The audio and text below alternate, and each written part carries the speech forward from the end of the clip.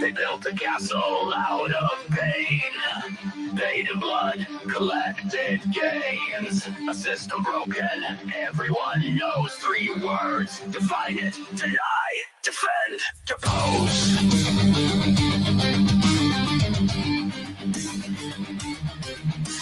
Denied the cure, denied the care, left to die, but they don't despair. Families crying, hope is thin, they see the gates but can't get in. Defend the empire, guard the prize. Profit margins above human lives. The policies written, lives disposed, they stamp it cold. Deny, defend, depose. Deny the claims, defend the lie. Oppose the weak, let the strong survive. They thought it was power, but the cracks now show. What you reap, you sow. Deny, defend, depose.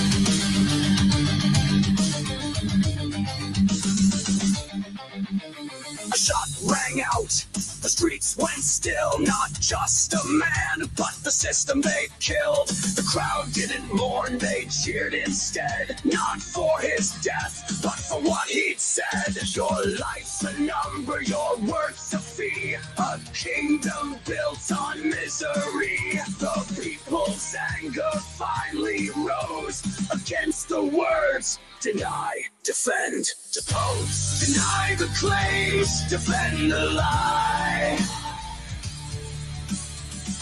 Depose the weak, let the strong survive. They thought it was power, but the cracks now show. What you reap, you sow. Deny, defend, depose. This ain't revenge, it's the cost of greed. A reckoning born of big needs. You push too hard, you cross that line. The people fight back one life at a time.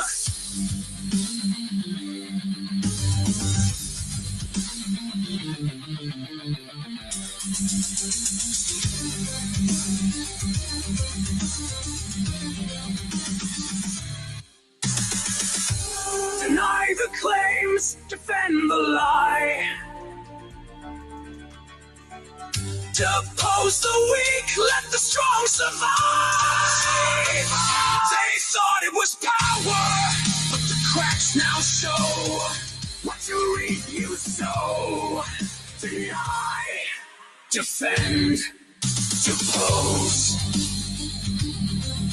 The streets remember, the pain still flows from the seeds they planted. The anger grows when the system crumbles. Everyone knows it started with deny, defend, depose.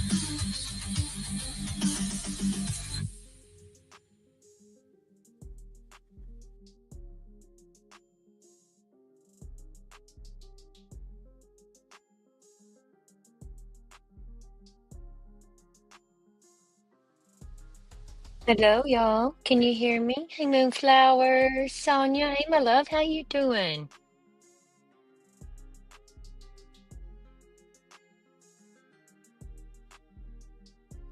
Max. Right, Moonflower? Hell yeah. Let's see. Y'all been following this? I know some of you have.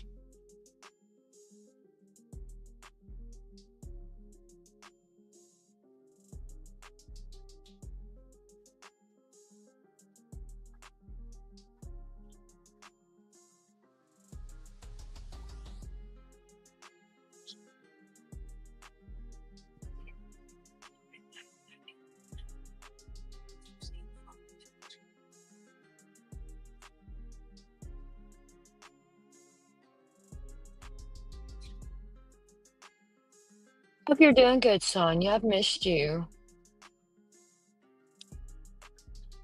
I love you, my friend. I know, right, Meg? She's the best, ain't she? She's our mama, Sonia. You still liking your new place? How you been, Moonflower?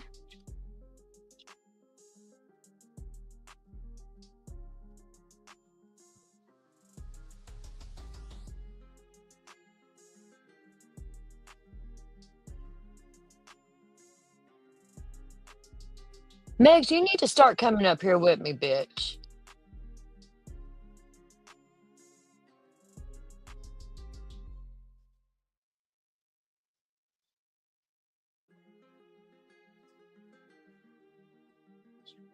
Oh my God, I hope you get to feeling better, love. It sucks being sick, but especially this time of year, you know? Oh, I'm so glad you love it. That's awesome. All right, let's see here.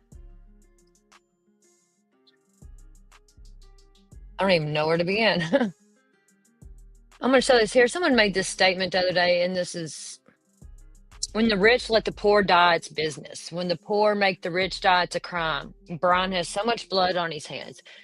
And people fail to recognize this, you know? I mean, to hear some of these people, like, I totally back the blue, you know, and I don't, violence. But whenever, as Americans, we've tried all these fucking years to do something different and nothing gets done. It's the same shit. They said, well, do it the right way. Protest. None of that works. People's been doing that for fucking years, you know? Doing laundry. He's telling me I do laundry all the time. You know, so sometimes you got to fight violence with violence. I used to believe you can't fight violence with violence, but sometimes, in my opinion,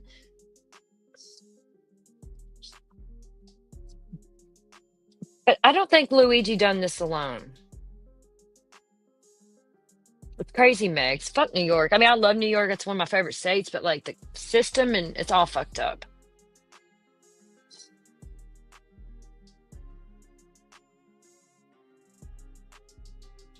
Is the background music playing too much for y'all?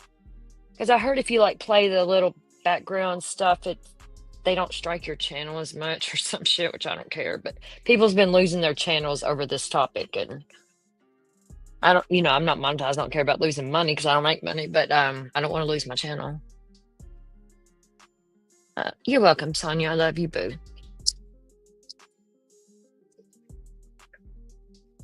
Yes, I know him. Yeah, Meg. I don't like him. You don't hear the music? It's very low.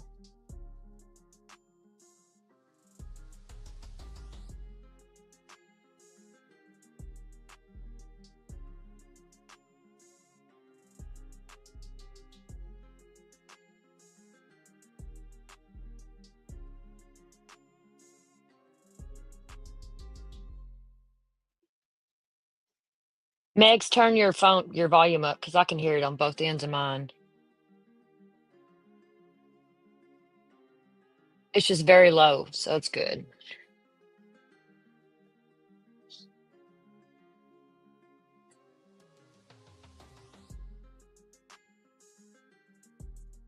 Okay, where do we begin here?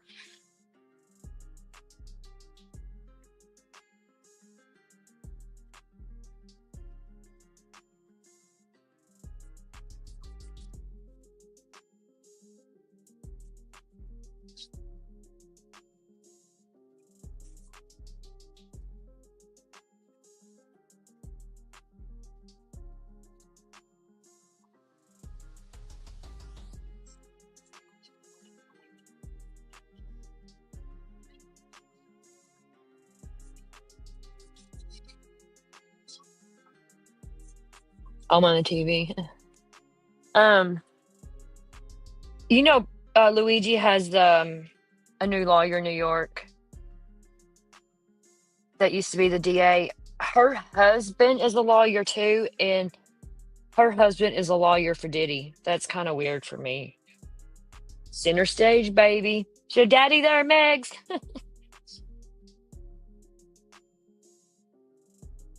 Okay, so you do hear it a little bit good because that's all I need just to hear it a little bit.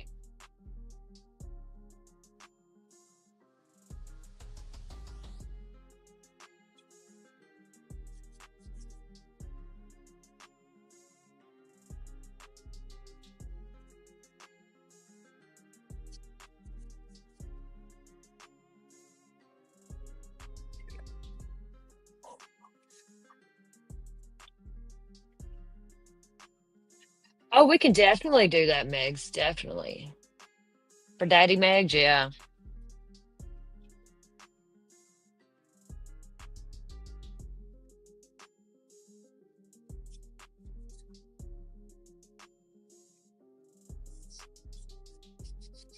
Let's see here. Let me go to. I've saved so much stuff. One of the things I'm talking about, we're gonna go down the conspiracy stuff.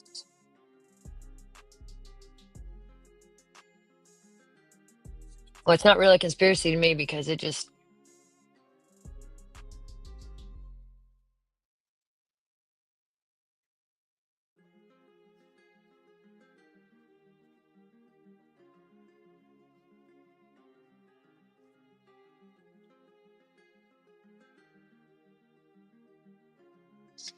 Oh, Megs. Does anybody believe Nancy Pelosi's involved in this?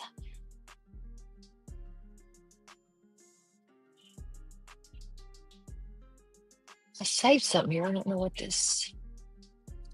Just a second here.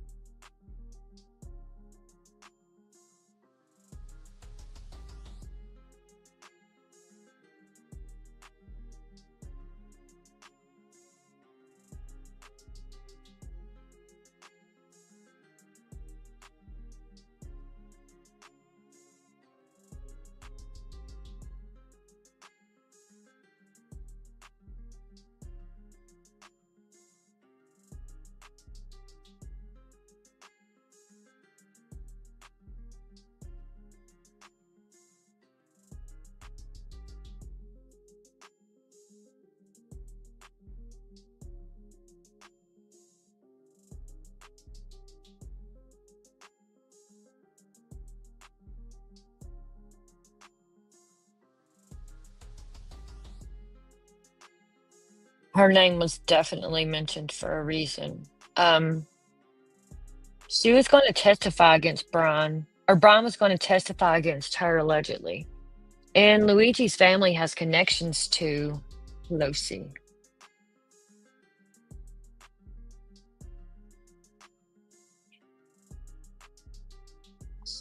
I got so many fucking playlists here. Let's see.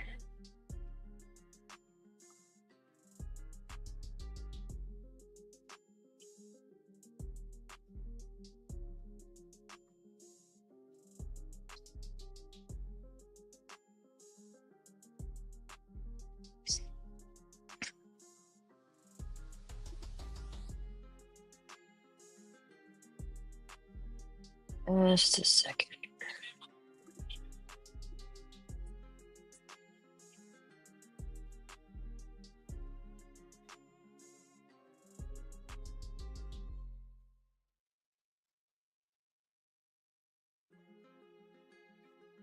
I want to play this. Okay.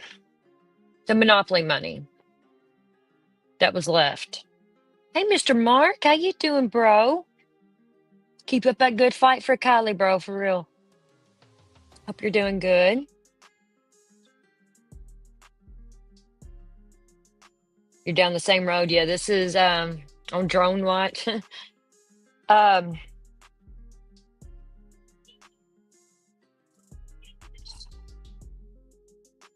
don't know, I got MK Ultra vibes. CA, same thing. CIA kind of took over MK Ultra, but let's see. The Monopoly money, okay. They've not said another word about that Monopoly money at all, right? And Megs or anybody mods, drop these links for me after I'm gonna drop this one or this one on play because I definitely want to give credit to these people. I'm getting ready to play this right here. This is about the Monopoly money.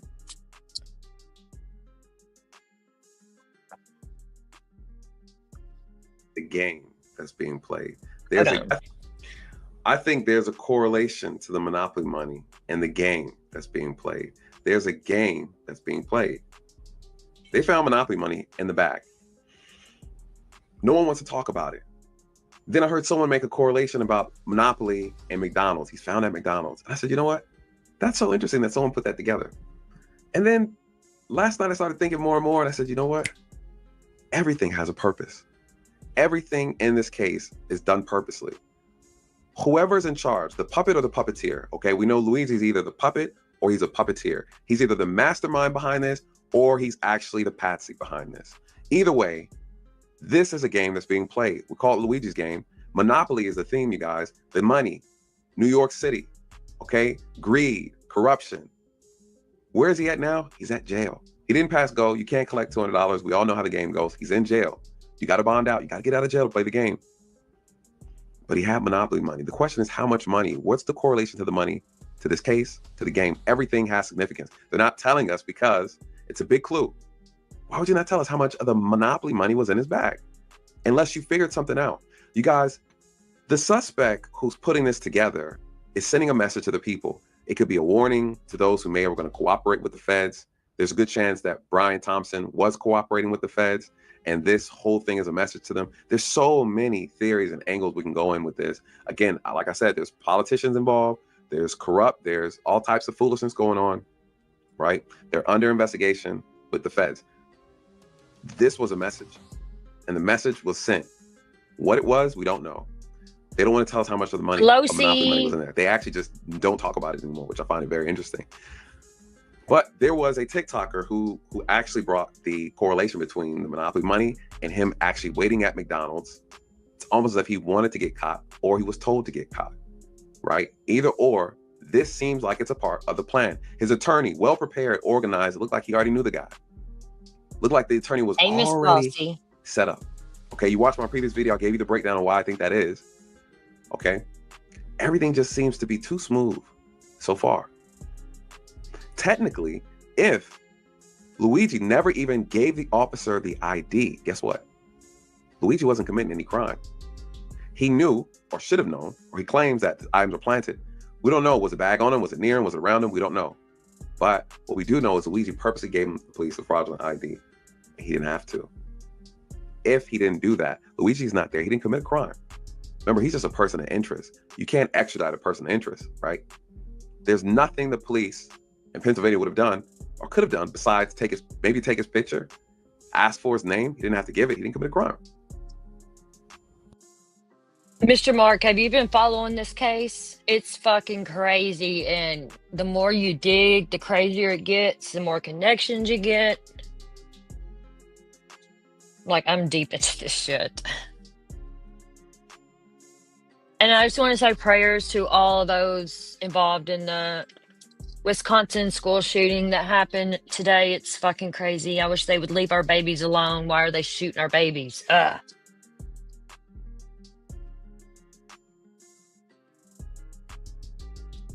SF. Fuck him, Mr. Mark. I can't stand that dude.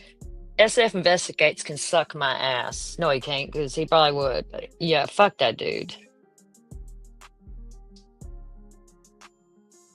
Had a conversation. I was, hey, officer, why are you stopping me? Hey, you know, person of interest and the thing, you look like a guy that look like a guy. Well, I'm not that guy. Yeah, Mr. Mark, Christian school in Wisconsin today got shot up, yeah. It's like, don't they leave our babies alone, you know? A lot of guys look like a guy, okay? I'm not your guy. Hell, I look like a couple guys, okay? The police wouldn't have the authority to grab him, detain him, hold him, or any of those things, you guys.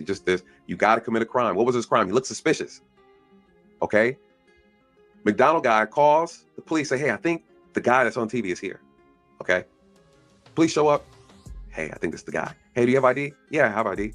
What's your name? My name is John Smith Jenkins, okay? You run my name, it comes back, John Smith Jenkins. You can't pat me down. You can't go through my bag. Why? I didn't commit a crime. I'm suspicious. You have a right to come and ask some questions. I don't even have to give you my name. I don't have to give you an ID, right? You guys, he got arrested not because of the allegations in New York. He got arrested because he provided a fake ID, and he got charged with that ID. He got charged with the gun, okay? That's why he's in jail. The question is, you know, we're not dealing with an idiot. And this is why the case is so interesting. This is why it's so interesting. You tell me, did he want to be there? right?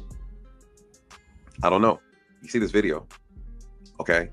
Now they are able to, what, all of a sudden match his fingerprints with the prints at the scene. Now they can match the gun that he had in his possession, allegedly, to the shell casings. Now they can tie him to... Patsy Crumb, Miss Bossy, I'm not sure what edition exactly it was because they've not really gave us no information on the Monopoly money. But this right here, this guy, I think he used to be in law enforcement. But just listen to what he gets to. It's interesting as fuck.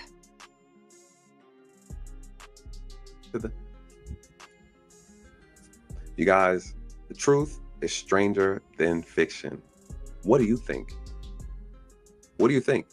He didn't commit a crime in Pennsylvania. He's eating chicken McNuggets. Okay? He looked like a guy. I look like a guy. We all look like somebody. We all got a twin out here. Okay? He looked like a guy. He showed up. I told you who I am. I don't have warrants. I don't have anything. Why? Because they don't know who I am. They don't know. Hey, you look like the guy on a stolen ID or a fraudulent ID back in New York. I don't know. Maybe somebody took my picture off of Tinder. Maybe someone took my picture off of Facebook and used it for an ID. It happens. They can do it. I don't know what to tell you. You want to come down to the office? Nah, I don't want to come and talk to you. Do I need to get my attorney on the phone? Can I go through your bag? No. Did I commit a crime? Officer, am I free to go? Am I being detained? Okay. In Monopoly, you start off with money. Okay. You start off with $1,500 Monopoly money to play the game. What else did I notice? I said, okay, well, how much money did he have? What's the correlation with United Healthcare? Come to find out, he wasn't even, he didn't even have United Healthcare insurance, right? So what is this all about, you guys? It's deeper. We got to get deeper. Think. I started looking at the money. How much is it for a deductible United Healthcare? I saw for a family plan, or for individuals, $1,200. For a family plan, it's $2,500. The starting for Monopoly money, the original game, is $1,500. The starting for Monopoly for Monopoly, the Mega Edition, is $2,500. Coincidence? Am I reaching? I mean, I don't know. Let's take a look. See if we can blow this up a little bit so you guys can see it. Okay. Each player in Monopoly Mega Edition starts off with $2,500, includes 1,000 bills, so forth, so forth, and so on. How much money did he have in his possession? What's the correlation? Is this correlation tied to, again, this? Check this out. This is United Healthcare plan. Family, per policy, per year deductible, $2,500. I don't know, maybe, but you guys, this is what I do, right? This is how it's supposed to be done. You're supposed to be thinking outside the box. You're trying to make correlations. See, these parts is what's interesting to me. Here, let's watch that again. For Monopoly, the Mega Edition, is $2,500. Coincidence? Am I reaching? I mean, I don't know. Let's take a look. See if we can blow this up a little bit so you guys can see it. Okay. Each player in Monopoly Mega Edition starts off with $2,500, includes 1,000 bills, so forth, so forth, and so on. How much money did he have in his possession? What's the correlation? Is this correlation tied to, again, this? Check this out. This is United Healthcare plan. Family, per policy, per year deductible, $2,500. I don't know, maybe, but you guys, this is what I do, right? This is how it's supposed to be done. You're supposed to be thinking outside the box. You're trying to make correlations. He put the money in the bag. The suspect had money in the bag for a reason. It's to send a message. What's the message? We know this is related to United Healthcare. We know this is related to unfair healthcare practices through insurance companies. Can we make it make sense? What else is tying him to this monopoly concept? You guys, you know you can buy property. Okay, you can buy property. They are questioning whether or not he actually took a bus back to Pennsylvania. How did he get to Pennsylvania? You guys, the Pennsylvania Railroad. I don't know, maybe I'm reaching you guys. There's a connection, okay? There's a connection. You know, I think there are hidden messages all throughout this, okay? Someone online also was able to come up with this, also the second correlation with Pokemon. All right, Pokemon, which I thought was so interesting. He took a photo and posted a photo of a Pokemon character. For those who know Pokemon, I'm a big anime fan. Pokemon, he took a picture with this Pokemon monster, and its name is Breloom. Okay, this is a grass type Pokemon. For those who know, it's nerd of me coming out.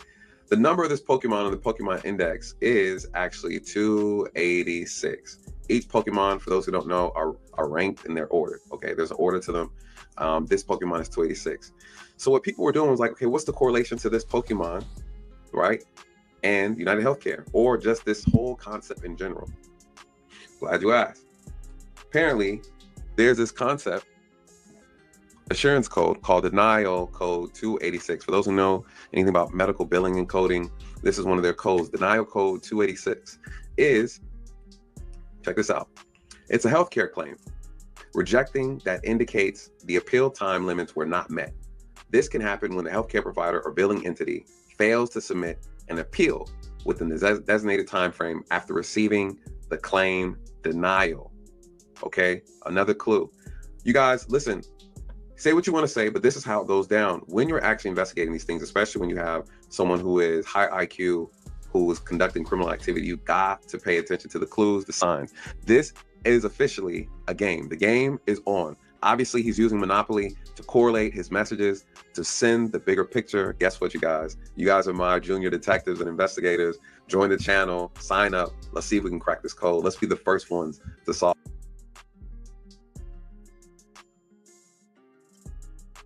It's interesting about the Monopoly money, though. I really do believe this was to make a message, send a message. I don't know. It's weird.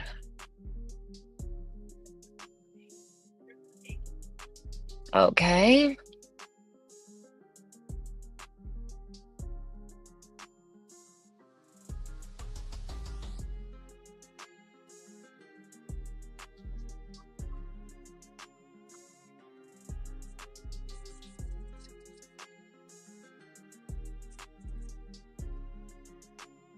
Let's see here.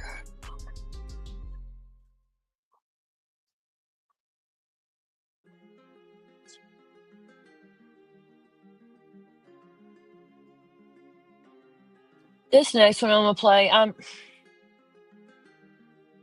don't agree. Some of these law enforcement people on here, I don't agree. Because they're like, no violence, blah blah blah. They're against Luigi, but they have some good points on some stuff.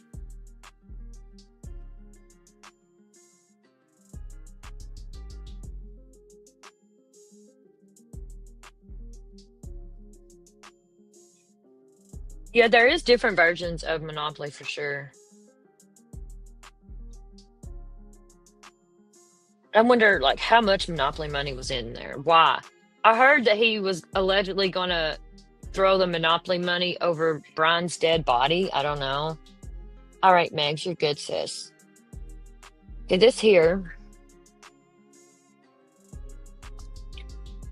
I think this is the one I want to play.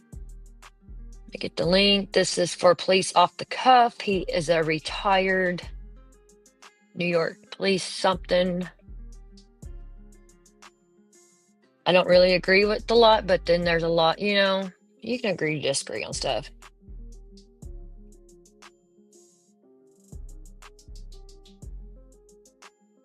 Right, Mr. Mark, I agree. And we got this manifesto and everything in like the first day, and we still don't know shit about Trump's shooter or alleged shooter, the Crooks guy from Butler. We don't know shit about that. That guy had all these cell phones and stuff, and we can't get no information on that one. But this one, no, come on, something's up.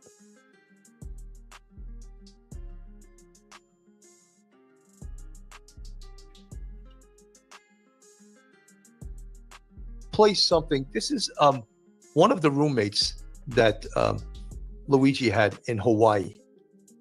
Great talks at our book club. Regarding the book club, what's the deal with the reading of Ted Kaczynski's book? How did that come to be? Every week it rotated who got to pick the next reading, or every 2 weeks, however long it took us to. Okay, just listen closely to this, because all these roommates and friends, who are they really? I don't know, just get through something. And another member and I kind of half jokingly proposed it. I kind of always wanted to read it, but never had the motivation. And I figured, well, if we'd have to read it for book club, I'll have to get through it. So it was actually my idea and another member's idea. It It wasn't anything Luigi was like. See, it wasn't even Luigi's idea for the Ted Kaczynski book.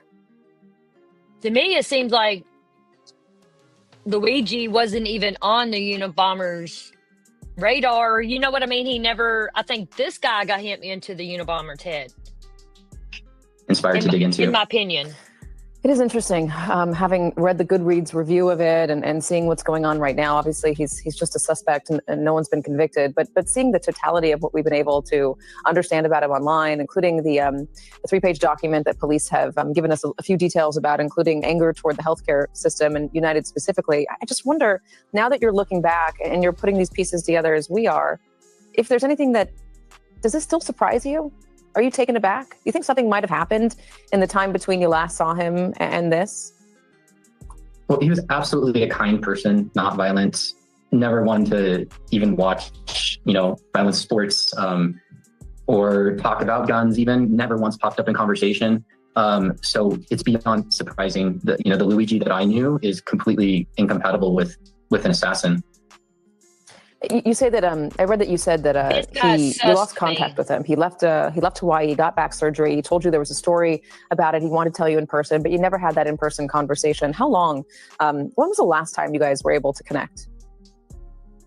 That was earlier this year, maybe March-ish, when we had our last text communications. I followed up with him in the next 3 months in a row, just kind of like, hey, what's up, bro? And didn't hear back from him.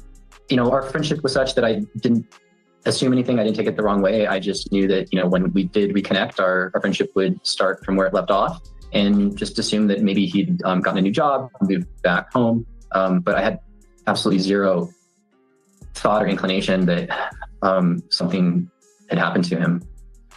RJ Martin, thank you very much for joining us. I know, again, it's a difficult time and it's got to be really confusing to try to reconcile the person you said you knew and the person that we're all starting to learn about and what may have unfolded over. So, yeah, I was one of his roommates that was from Hawaii. They had this book club.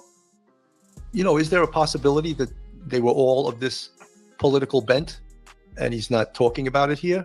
Or was this really Luigi just going off the rails because of numerous factors that we are unaware of? Contrary, Marge, think he was spiraling from too much pain, medicine or medication, plus early phase of schizophrenia, depression, and overwhelmed by thoughts and rapid cycling. The boy is not mentally well. Contrary, Marge, what you just said sounds quite reasonable, but yet none of us can make a diagnosis on Luigi Mangione unless we're psychologists, psychiatrists, and we interview him. So based on what we see, we're seeing all of these possibilities, yet there is no confirmation. What we do know is that every day of this investigation, they come up with more and more evidence against Luigi Mangione. And again, he's innocent until proven guilty. And the disturbing thing to me and to many people about this case is how it seems that there's a whole segment of the population that is cheering him on and look, we can all be frustrated with the healthcare system in this country. Yet getting a gun and shooting someone in the back on a Manhattan street, killing them in a well-planned assassination, that's not the way to make change in this world. Mike. Yeah, he Okay, I'm done with that part because but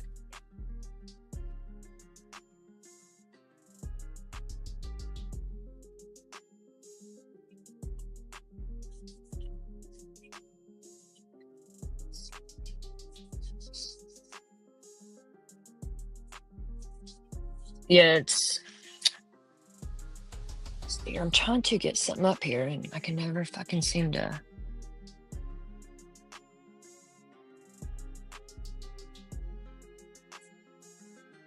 Just a second here. I just feel so bad for Luigi, I swear. I hope Trump gets in there and pardons him.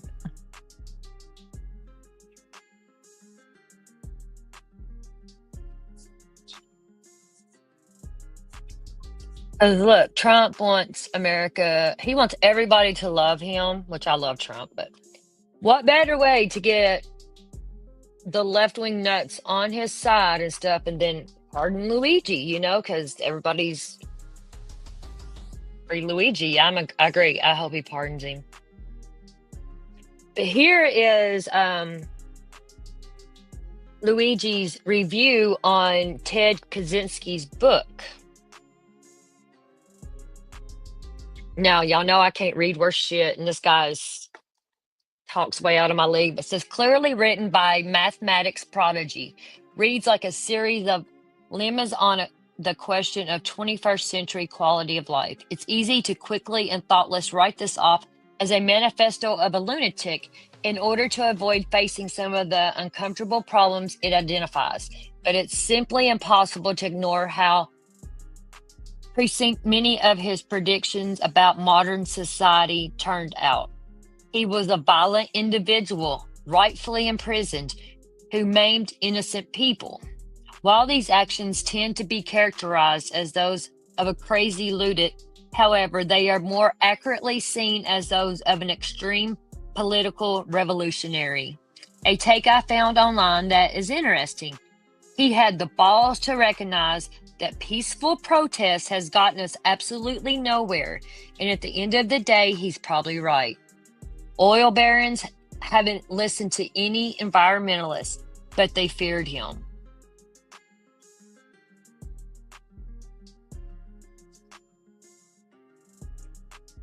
When all other forms of communication fail, violence is necessary to survive.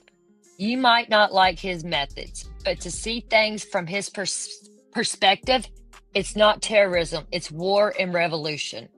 Fossil fuel companies actively suppress anything that stands in their way, and within a generation or two, it will begin costing human lives by greater and greater magnitudes until the Earth is just a flaming ball orbiting third from the sun. Peaceful protest is outright ignored. Economic protest isn't possible in the current system. So how long until we recognize that violence against those who lead us to such destruction is justified as self-defense? These companies don't care about you or your kids or your grandkids. They have zero qualms about burning down the planet for $1. So why should we have any qualms about burning them down to survive? We're animals just like everything else on this planet, except we've forgotten the law of the jungle and bend over for our overlords when any other animal would recognize the threat and fight to the death for their survival. Violence never solved anything is a statement uttered by cowards and predators.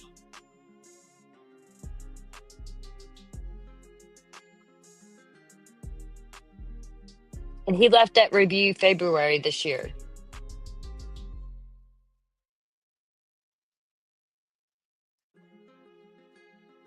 Yes, Megs. Of course, my love. Anyone can come up.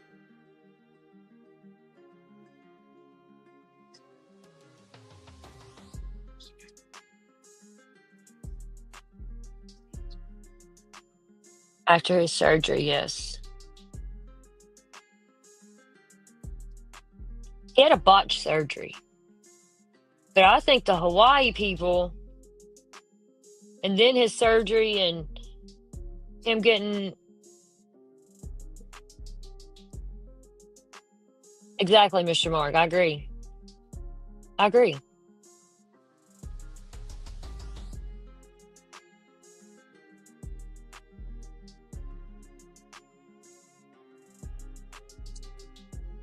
Just like this statement right here.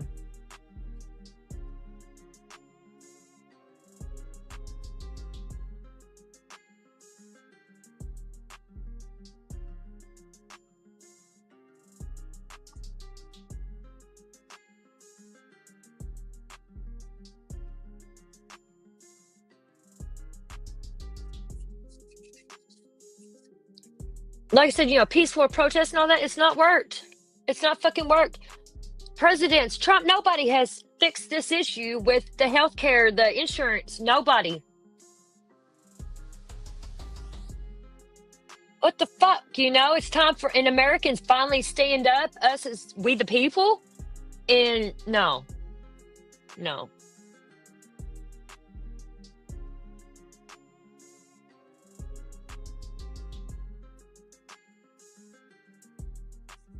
And allegedly, he went to Japan after Hawaii, and he come back from Japan, and I don't know when. And okay, but they said he got on a Greyhound bus in Atlanta, Georgia, to New York. Where was he? Why was he in Atlanta? Where was he before he got to Atlanta? Why was? I need to know this.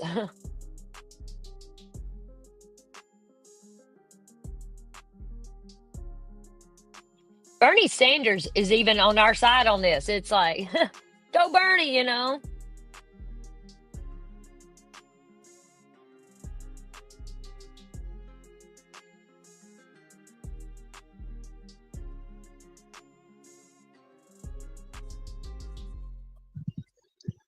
Hey sis, Hi. your echo. Hold on. Turn your YouTube off in the background. Okay, one second. Your echo. Shit. Hold on. Turn your YouTube off in the background. Dear Lord. Okay, one second. Your echo. Hang on a second. I got mute. Hold on. Dear Lord.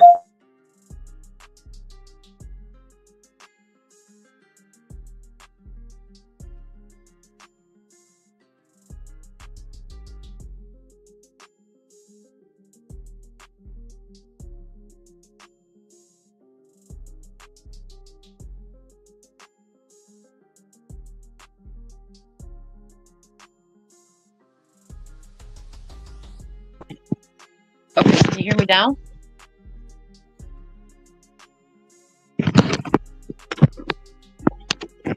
Okay, can you hear me now? Yeah, hold on just a second. Can you hear me now? Yeah, hold on just a second. You're still echoing. Turn your YouTube, mute your YouTube that you was watching before you come up here. Yeah, hold on. I should have. I think I have everything on. You have an echo. Do I? All right, tell me Like if I when I still. talk, I can hear myself. I think you're good now. Okay. Yeah, What because I had. videos aren't on, Mr. Mark? What do you mean the videos aren't on? I think he was talking to me about. Okay, so do you remember when with Luigi, when they brought him into like the court hearing? Yes. Okay. When he got out of the cop's car, what did you hear? Because everyone else is hearing something completely different that I'm hearing. I don't even remember. Hold on, let's listen to it. Let me find it and I'll tell you. Okay. Because what I hear is they asked him if he did it, and what I hear is yes, out of justice. And then he said something about like pretty much like the American people are stupid, like they're trying to make us look stupid. And then he said something out of experience. But in the beginning, I heard him say yes, out of justice. Oh, I didn't hear that. For the American people, because he an unjust to the American people and lived experiences or something. Hold on, let me go find it. We'll listen to it. Okay.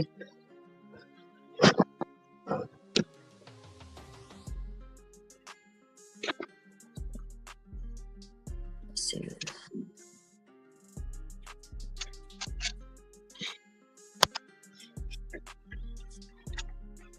I'll have to find one, but let's see.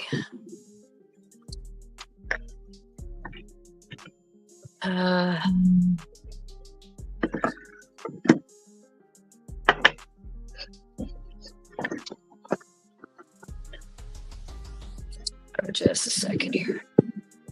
I was going crazy yelling at everybody because they were hearing something completely different than me. Now I gotta find it. So I don't want to have to go through a whole live, just for that part. No, Let me find it here. I know.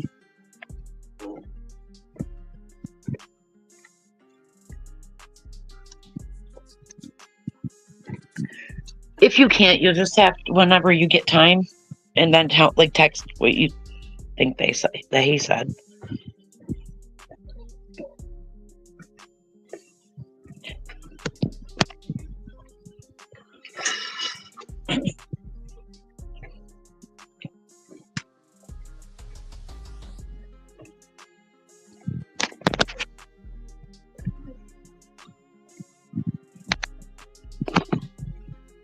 Hold on, I'm looking.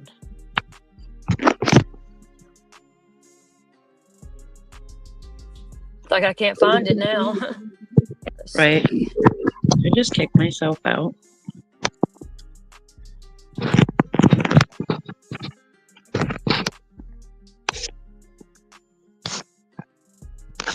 Did I boot myself? No, I hear you. Oh, I don't know what I'm doing. Just a sec.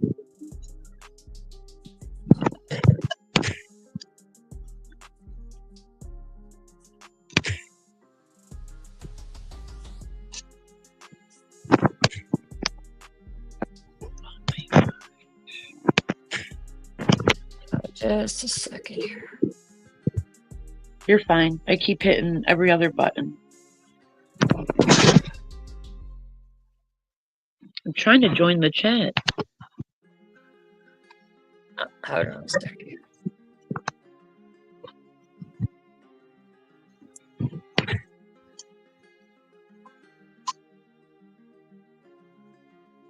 What the hell? Why can't I find this?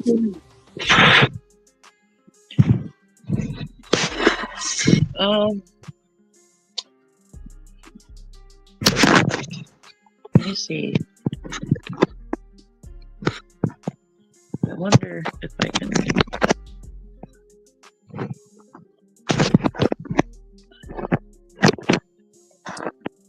I know it's all over, but Yeah. I'm gonna look too.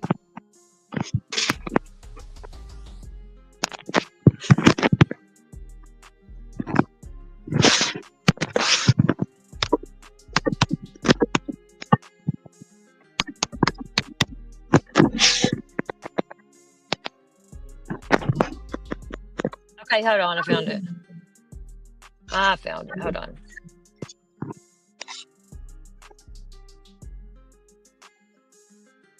Let's see. It's a short, but Oh, I didn't know his attorney spoke. Did you? huh? I didn't know his attorney spoke. What before he got hired or she got hired? It says attorney speaks, and it was after the hearing. I heard her speak one time before she got hired to be his lawyer. Okay. Okay, we're gonna play this. We'll see what we hear now. I'm gonna play it. Okay.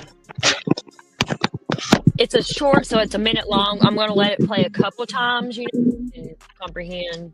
You know what I mean? Yep. Because we're a little slow sometimes. Oh, shit. Hold on. Damn it.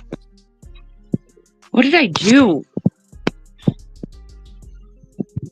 All right, I'm gonna mute.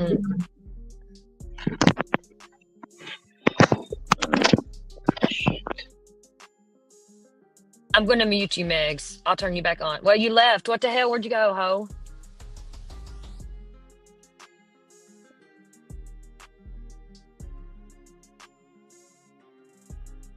Hold on, let's let her get back up here.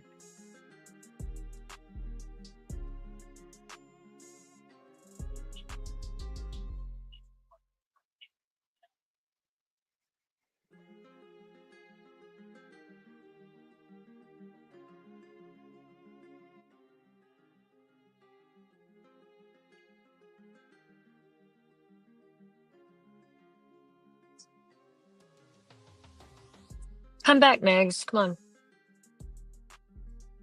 Or do you want to stay down there and we can listen? Or I'm gonna let this play a couple times. Come back up if you can, okay?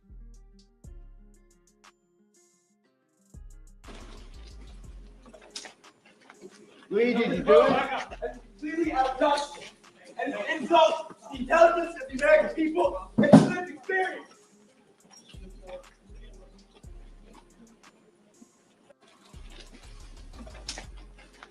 Luigi, you do it? And completely outdone and insult the intelligence of the American people and the lived experience.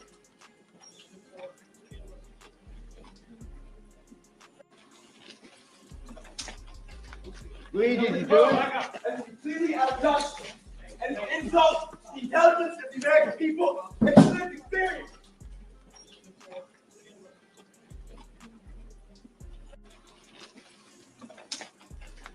Luigi, you do it? That's completely out of touch and insult the intelligence of the American.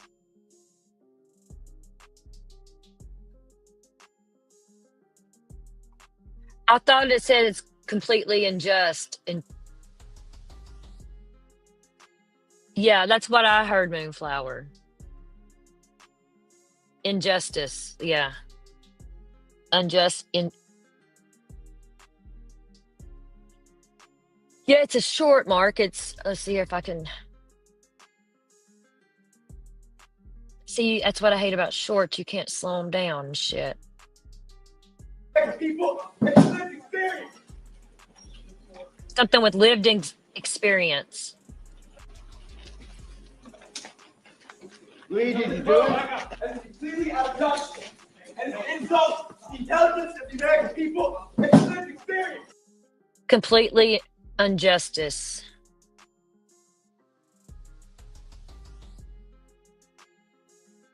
Yeah, I didn't hear the out of justice part, Megs.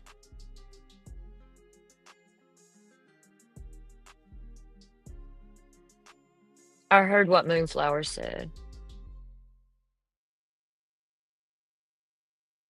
Yeah, intelligence of the America people and their lived experience.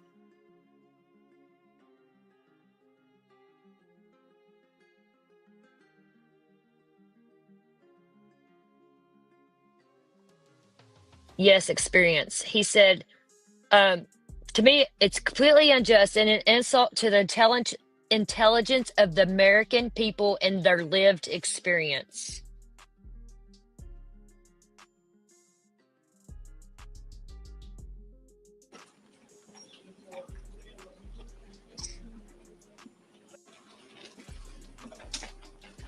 Luigi, you do it?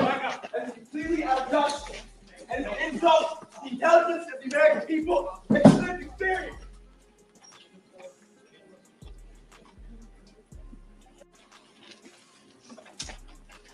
Luigi, you do it? That's completely out of touch and insult the intelligence of the American. Yeah, I heard it's completely unjust. Hey, sis. I don't know, but I'm like you, Megs. It sounds like it says it was completely out of justice. I hear both. I hear that, and I also, because they said, "Did you do it, Luigi? Did you do it?" And it sounds like he said, "Yes, out of justice." It's an insult to the American people and something about experience, which their lived experience. You know, they lived it, they experienced it. That's what he said there. Exactly, and so did he. You know, so when it's slowed down, you can hear it better. I'm hearing what you're hearing, but I'm hearing the other two that it was unjust. I hear both. Yeah. Well, you're a lot closer than the other people that I was going crazy listening to. CNN had it on theirs, Fox. I'm not really sure who else for you to look up if you wanted to slow it down. I don't know. To me, it's important for us to know what he says, you know? If people are going to judge him, I'd rather them know what he actually said. Right.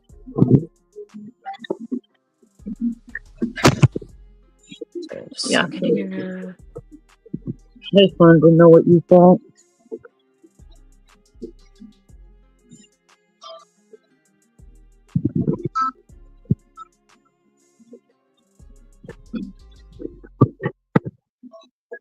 I'm not echoing this time, am I? Huh? Am I echoing at all?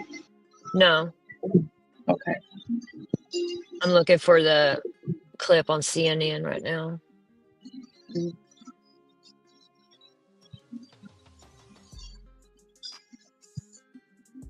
Just a second.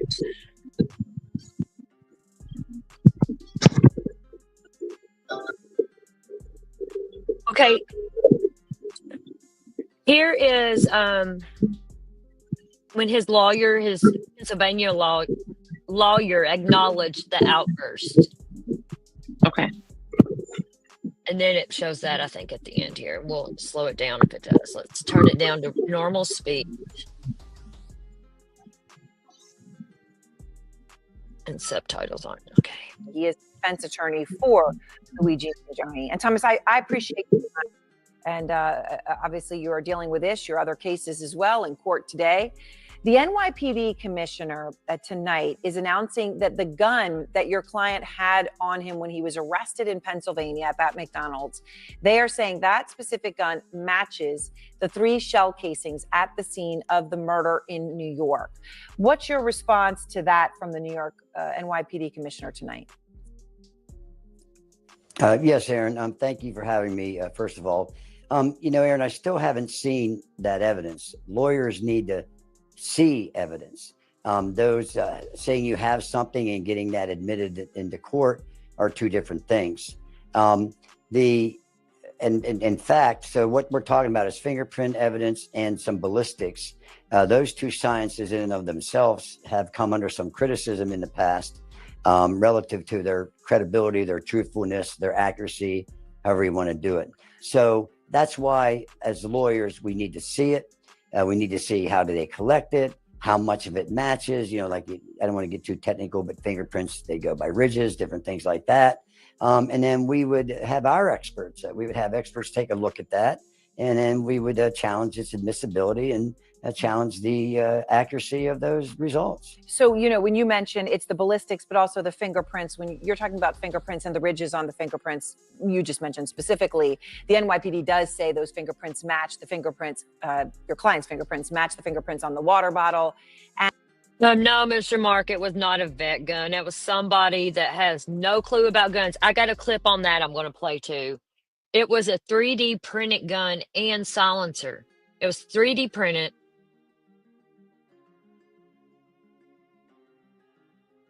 and that kind bar near the murder scene. So is what you're saying that you're not sure that the methodology that they're using or the company that or however that they're matching those fingerprints, you're not confident in that? Well, I'd have to see it. I mean, anybody can, if they're going to use it, of course they're going to say that. But you have to see things. And that's why, people need to keep an open mind. And, we would get our day in court and we would get that evidence. We can examine that evidence and challenge it, all the way. At this point, do so. Has your client said anything to you? Or, are you disputing that he was in New York City? I'm not going to get into any communications between my client and I. That's not proper. And again, if and when formal charges are filed, no question that my client would indicate a plea of not guilty. No question that so you're sure it'll be a not guilty plea. Do you know when you're going to get? I'm sorry. No, go ahead. Finish your thought. Yeah, the burden of the government. Okay. So, again, people forget that he and any other person charged with a crime is presumed innocent. That means we start off square one with a presumption of innocence of him being innocent. And the rest then follows. And then we challenge the evidence and contest it and battle it out in court where it belongs. Right. Well, it's important, though, that, you're indicating there's no question that he would have a plea for not guilty when he makes that plea. May I just ask you, though, Thomas, just your sense of the situation? They're putting out, the NYPD commissioner is saying, right, that the ballistics match. The NYPD is saying that the fingerprints match. You're saying you haven't seen this evidence. Are you frustrated that you haven't seen it? Are you trying to get your hands on that at this time? Yeah, unfortunately, the way the process works is we don't get it right away. They don't have to give it to us. Okay. I don't really care for this lawyer, but why would they give it to him? Because Luigi was not arrested in Pennsylvania on any of this New York shit. Why would he give him they give him an out-of-state lawyer any information on a New York case? Does that make sense? Like,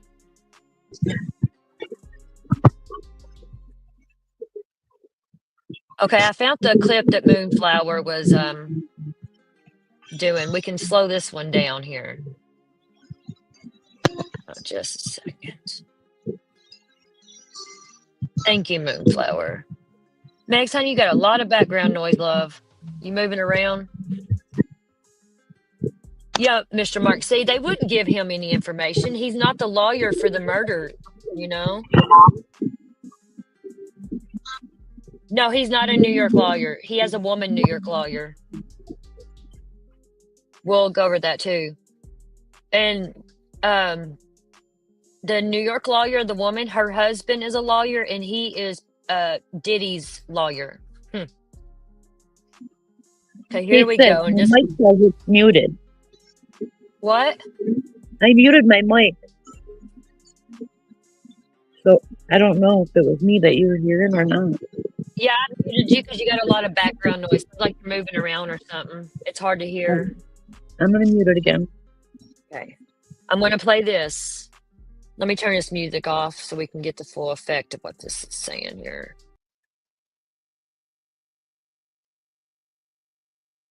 Diddy did too much diddying. He did. Okay, let's listen to this. I slowed it down a notch.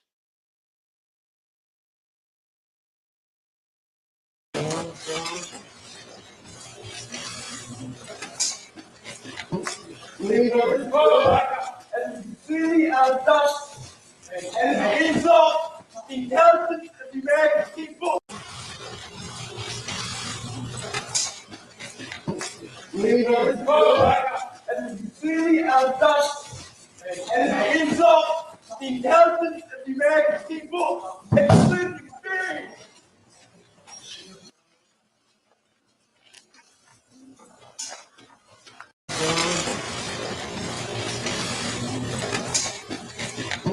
We are and see our dust and the insult of the intelligence of the American people. I heard it's completely unjust. That's what I heard. Yeah, I think that's what I just heard this time too. Mhm. That one was a little bit more clear, and I could slow it down. Yeah. Insult to the intelligence of the American people and their lived experience. Yes. Yep. Yeah, Mr. Mark, I turned the closed caption on for that. It's important to know what he said, you know? It There's- is. Okay, Yes, I it feel better is. now. Now I know what he said. I was going crazy, screaming at my freaking phone about people I've saying been so something. aggravated over this, and Yeah, I know. He's not the only one. He took the fall. That's what I truly believe. He took the fall. I think it's some MK Ultra shit. I do. Nancy Pelosi and because where was he those 3 months? And I think the friends in Hawaii wasn't your normal friends. I mean, I'm not buying that. No. Me neither.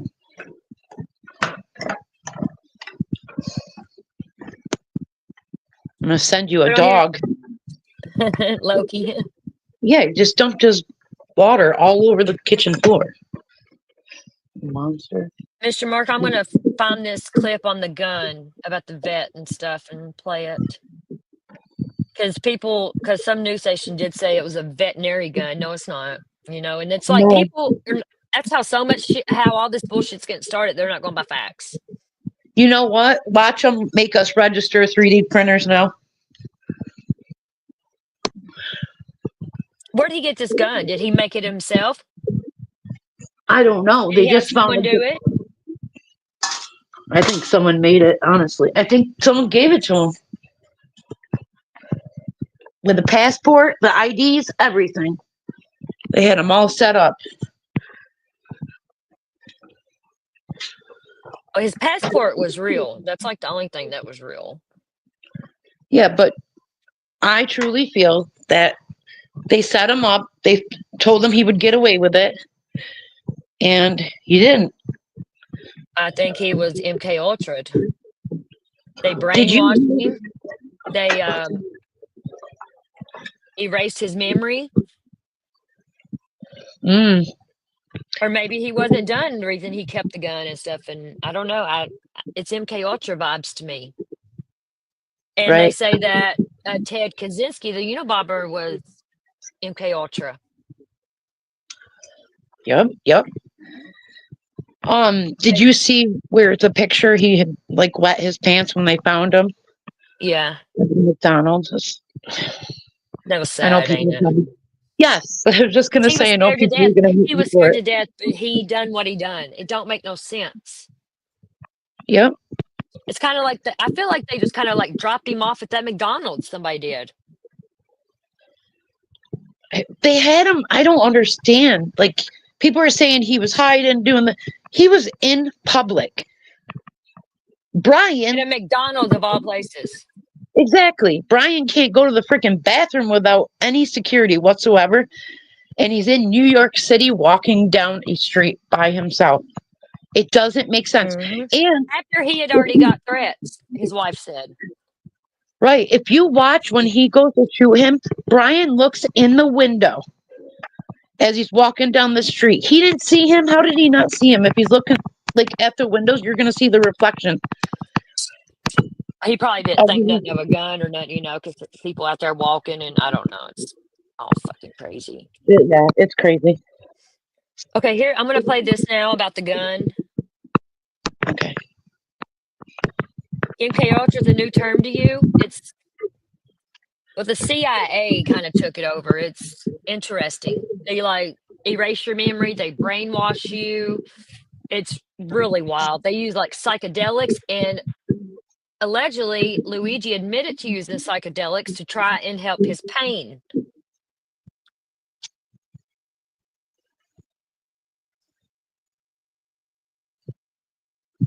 So there is a lot of with United Healthcare CEO being gunned down and the guy getting caught, all that. There has been some hilarious assumptions and just pure stupidity involved with the gun that was used. And let me tell you, on the first video that I did, I got a ton of emails. People on Instagram sending me messages saying, hey man, he used this World War II gun. You got to change your video, man. You better change it. Exactly, You got Miss Fossey. disinformation out there. Folks, not everybody is super excited about how the economy is going. And that includes banks. Over 300 banks are at risk of failing currently. And it's one of the reasons why I choose American dollar inflation, even more money into precious American Hartford gold. Find your asset at this moment. And they will give you 8465532. Make sure that your savings and retirement are protected with American Hartford Gold. No one else is going to offer that kind of protection, especially not banks. So because I've had so many people, I don't know who these people are. They can't be subscribers of mine, but I don't know. I guess people who think that they know about guns, like CNN. CNN thought it was a veterinary gun. They got a whole video on YouTube up about it. CNN, why even put a video out like this if you don't know? Captive bolt is fired from a stunning gun, powered by either compressed air or a blank cartridge. A bolt with a mushroom-shaped head is propelled from the barrel, but remains captive and returns after firing. There is no free projectile. The impact of the bolt on the skull produces immediate onset of unconsciousness. There may be some surface damage to the skull, but the bolt does not penetrate. Is that what you think the gun was? I mean, listen to this. The breaking news, we've got new details about the gun used by the suspected shooter. Police revealing just moments ago that they are looking into the possibility, as you look here, that the assassin used, right there, let's pause it, that gun in his hand as a veterinarian gun. That's a larger firearm. It's used on farms and ranches. Police are also revealing they're talking to Brian Thompson's family, as well as people he worked with and local law enforcement in Minnesota. They're saying so far, they don't have any indications that the killing had anything to do with his personal life. Back with me now, the former Boston Police Commissioner, Ed Davis, and former NYPD Detective David Sarney. Okay, obviously, this is, at this point, moving very quickly here on this Friday night. Ed, can I just start with you, this gun, and we were freeze framing it there. We've heard about it, that there were a couple of jams, right, that might have had to do with the silencer so far, but now this new reporting, a larger sort of rifle used to put down animals on farms.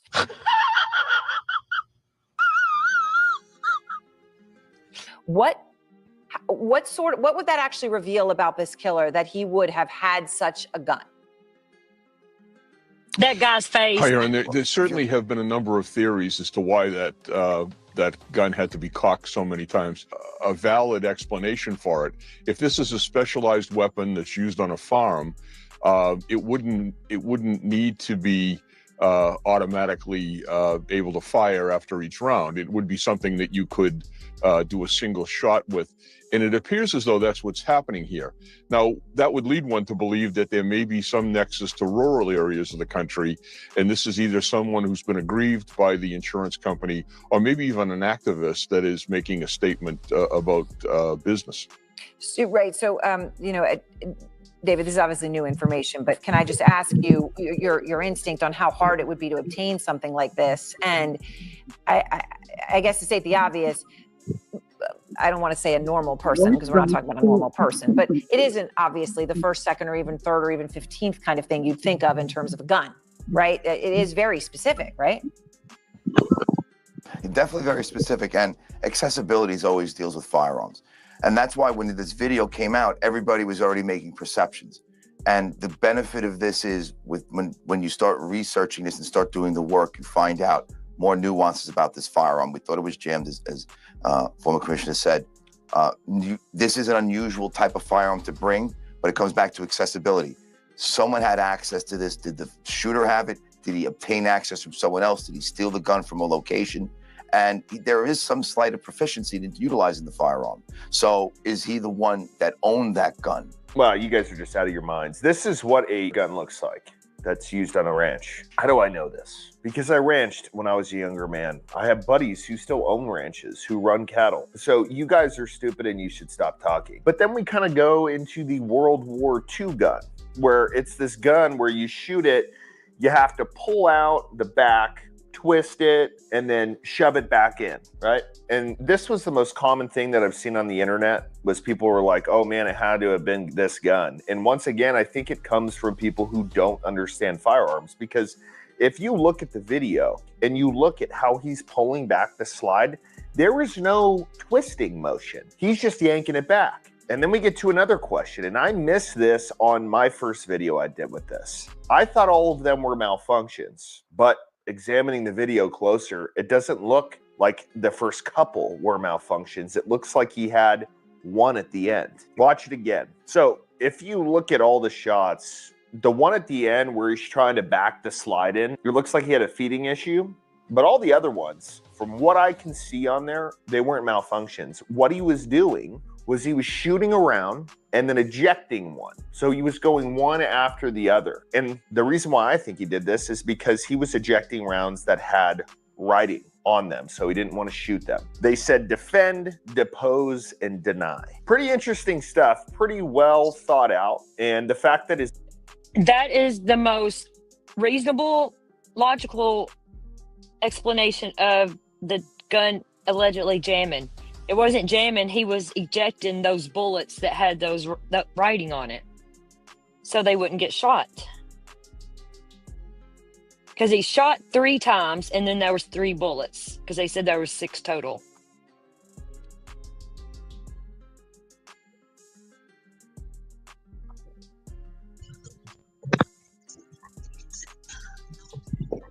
That's just insane to me that they said that. It's crazy how they just, and people believe it, because the CNN said it, or I believe this guy more than any of them because he knows about guns. Right. And then they didn't farm and ranch and military, and come on. Where would they get trust the military? Where would they get that information from to even say that? I have no fucking clue. It's hard telling. And then they didn't even fix it. Right. I'm going to play a little clip on MK Ultra just to educate us a little bit. Mr. Mark is new to MK Ultra. Okay. SF told him to say it. Mr. Mark, shut up. I can't with you. SF done it. That's funny. I will never forget what he did in Kylie's case, so I can't. Man, he struck my channel down in that case, a motherfucker. I remember that. All right, here we go. And remember, Charles Manson was corrupted by MK Ultra and the CIA. There's a whole book on that. Hey, real quick, can you hear Loki barking? No. Okay, he's barking at Bailey's mannequin head for her class for cosmetology. He's petrified of it. It's funny. Okay, I'm muting. 2 American spies have just arrived at Sandoz Laboratories, one of the world's leading pharmaceutical factories. The mission: corner the market on the world's supply of a powerful new psychoactive drug. The CIA was scared stiff the KGB was going to get all this LSD and come over and start dosing people. So we bought every drop of LSD in existence at that point. The CIA has just authorized the purchase of 10 kilograms of pure LSD-25, enough to dose more than half the population of the United States. They gave it to George White and let George start dosing people. George Hunter White, a larger-than-life undercover federal narcotics agent. Unbeknownst to his supervisors, White also works for the CIA. His job: to conduct experiments for an operation called Midnight Climax. George had a CIA safe house stocked with booze. George would sit behind this one-way mirror, drinking martinis, sitting on a portable toilet. If he had to take a leak, he didn't want to get up and leave. White pays prostitutes to lure their clients to the agency's safe house. Hookers who would bring these suckers back to the apartment and dose them with pure LSD-25. This is where I have my effect. In the mind. This is lysergic acid diethylamide, better known as acid. The powerful drug was first synthesized in 1938 in Switzerland. With a dose of mere micrograms, the mind becomes confused. Perception is distorted. Personal identity is called into question. The results can be euphoric bliss or deadly panic. White takes meticulous notes and files his reports to his CIA handlers. So that was how LSD was introduced to this country. Operation Midnight Climax is part of a larger top-secret CIA program called MK Ultra. The goal: learn how to control and even reprogram people's minds. The CIA believes LSD might hold the key.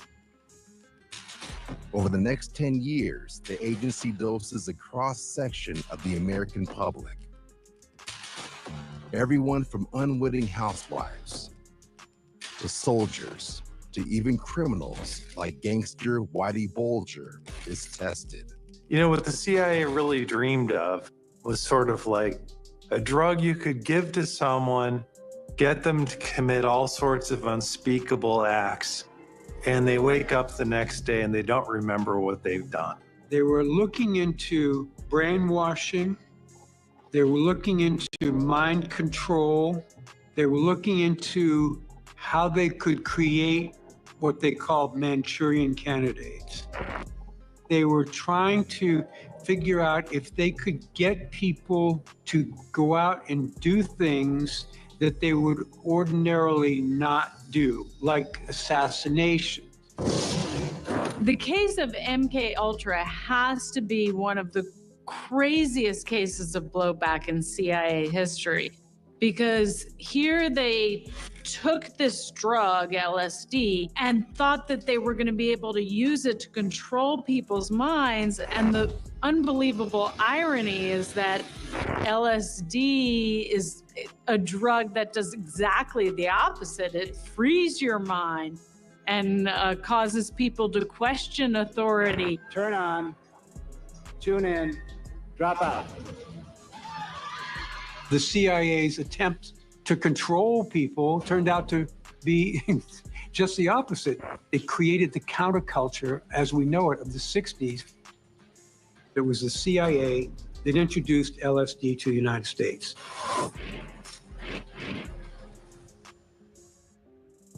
We were watching through surveillance some individuals gathered around a campfire.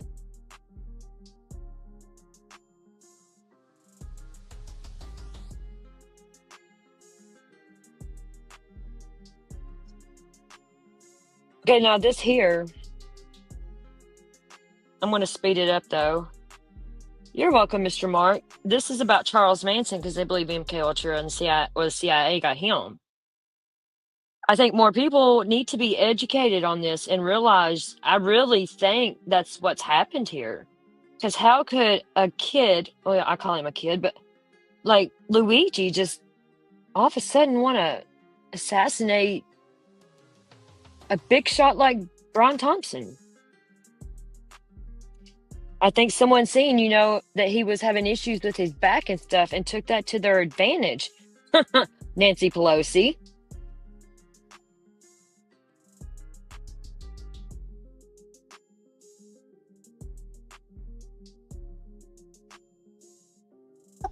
The Joe Rogan Experience. What I would do, I would seduce people into this story and get them as How would you obsessed do as that? I was. Like, pretend I'm a guy and you're trying to pitch me this book. In the beginning, in the first years, just the trial that had occurred that had been prosecuted by Vincent Bugliosi.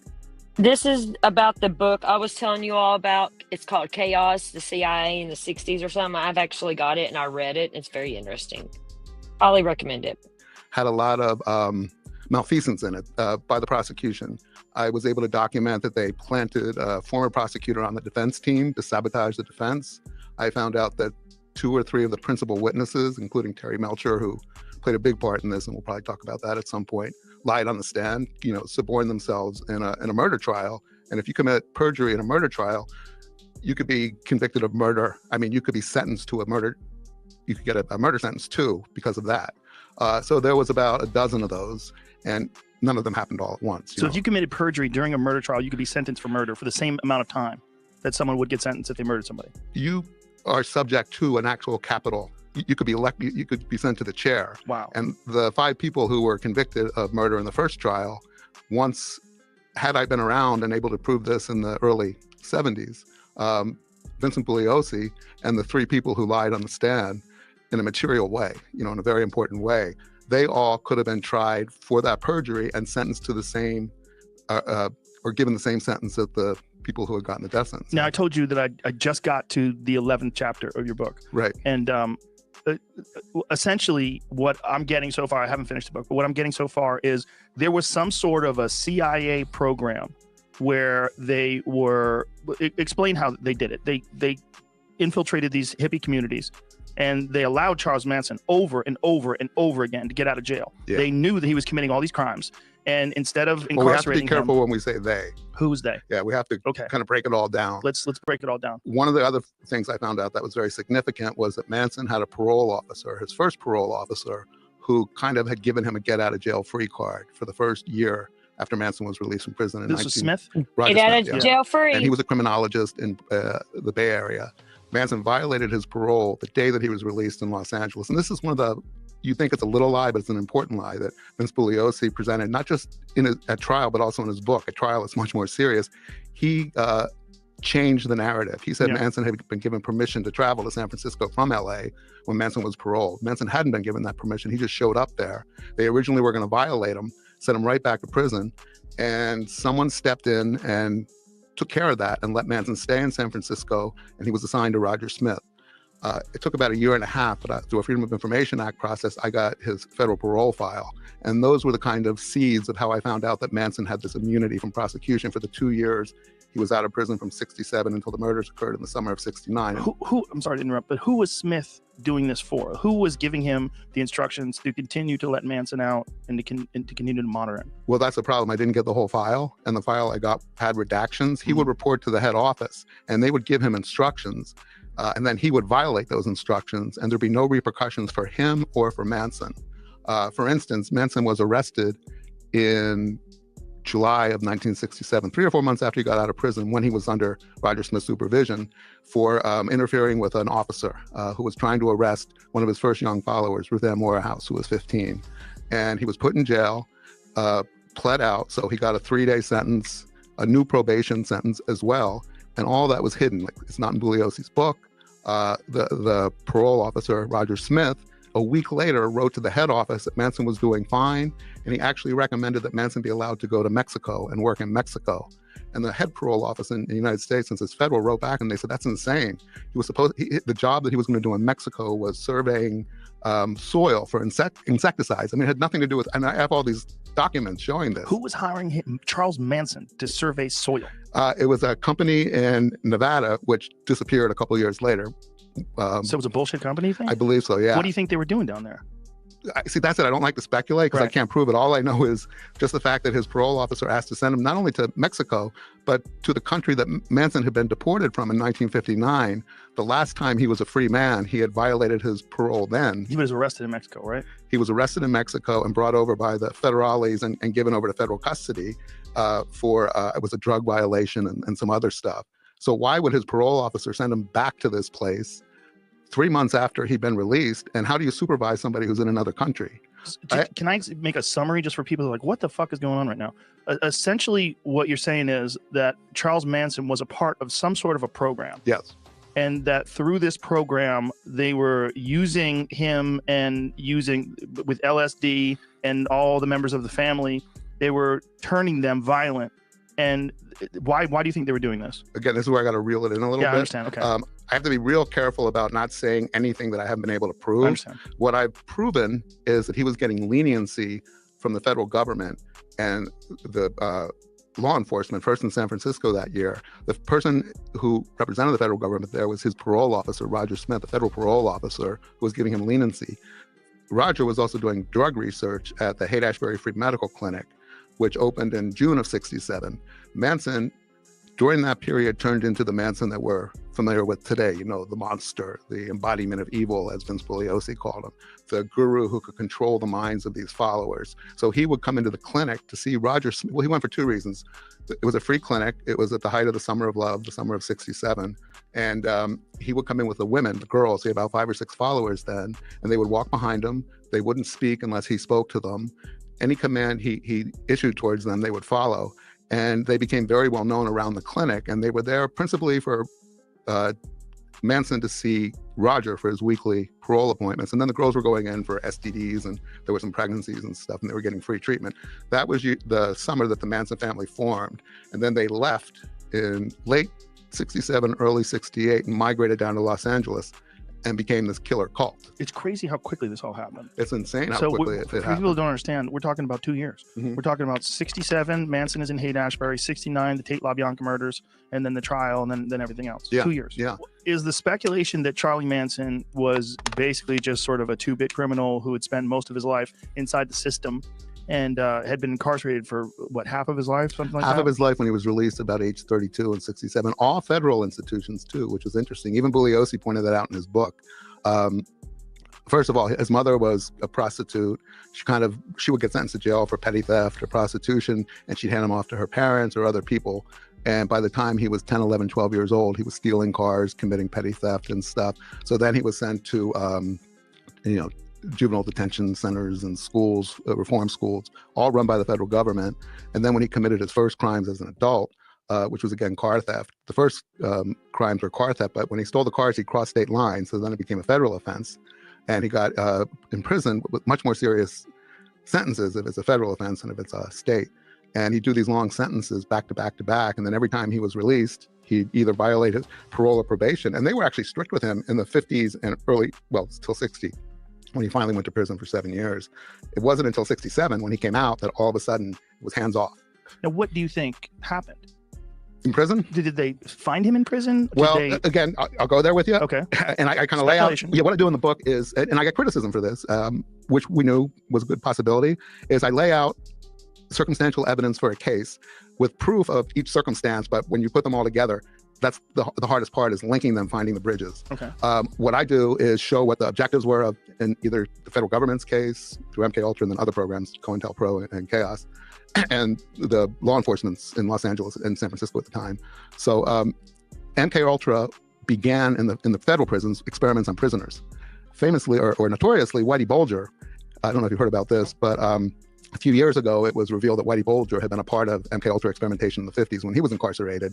And after he was convicted, he was claiming that he believed that all of his violence was a product of what had happened to him in prison when he was experimented. Okay, and remember, Luigi was missing for 3 months. And the first sighting, hearing, or anything of him, he kills the CEO. What happened during those 3 months, and where was he? Upon with LSD to these scientists. So theoretically, Manson was in the prime place where the experiments were occurring in prisons before he was released. And Luigi's mom even reported him missing 2 weeks before the murder to the police. She reported him missing. He was a missing persons. Released in 67 in federal institutions. They couldn't do it in the state. Did Manson ever talk about any experiments that took place during prison? No, never. No. He, I actually have not only his federal parole file, which was the hardest thing to get because it had never been released from 67 to 69, but I also have the one prior to that from the 50s to the 60s and all the correspondence. And he would talk about these doctors coming in to examine him, and he didn't trust them, and he didn't know what they were doing. And this was late 50s. And unfortunately, he never had the first names for the doctors. There were two. One of them was Dr. Hartman. I can't remember the other one's name. There was a Mortimer Hartman in Los Angeles, who was one of the early psychiatrists using LSD in the 50s. Cary Grant was one of his patients. So theoretically, he could have come out of the program or the experimentation that began there. But I hate to even, I rather, and again, it's hard to kind of synopsize all this without showing all the documentation and stuff of what was going on and where he was and how everything matches up. But you'll see that when you get through chapter 11. Okay, so I wish I got to it, but it's a rush to get to that far. So 1967, he gets out of jail, and how long before he hooks up with this clinic?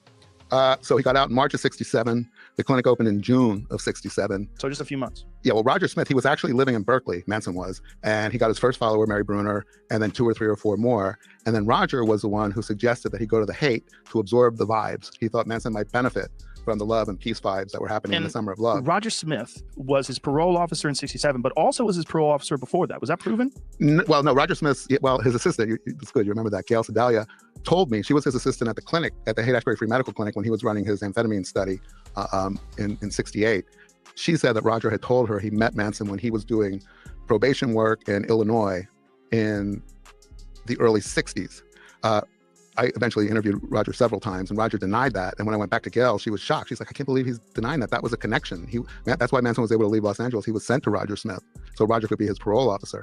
I was never able to document that Manson had been in Illinois except for 3 days in 60 when he was brought from Mexico to Texas, and then they brought him to Los Angeles to be violated in front of the judge there. And he did spend 3 days at Joliet Prison, where Roger Smith worked, but he was there a year or two later.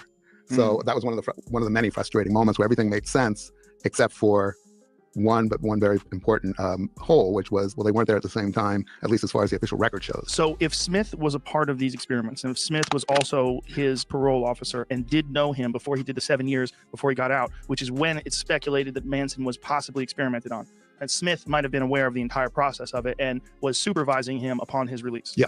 So that's why every time Manson got arrested, which should have just locked him up, they would just let him go. Yeah.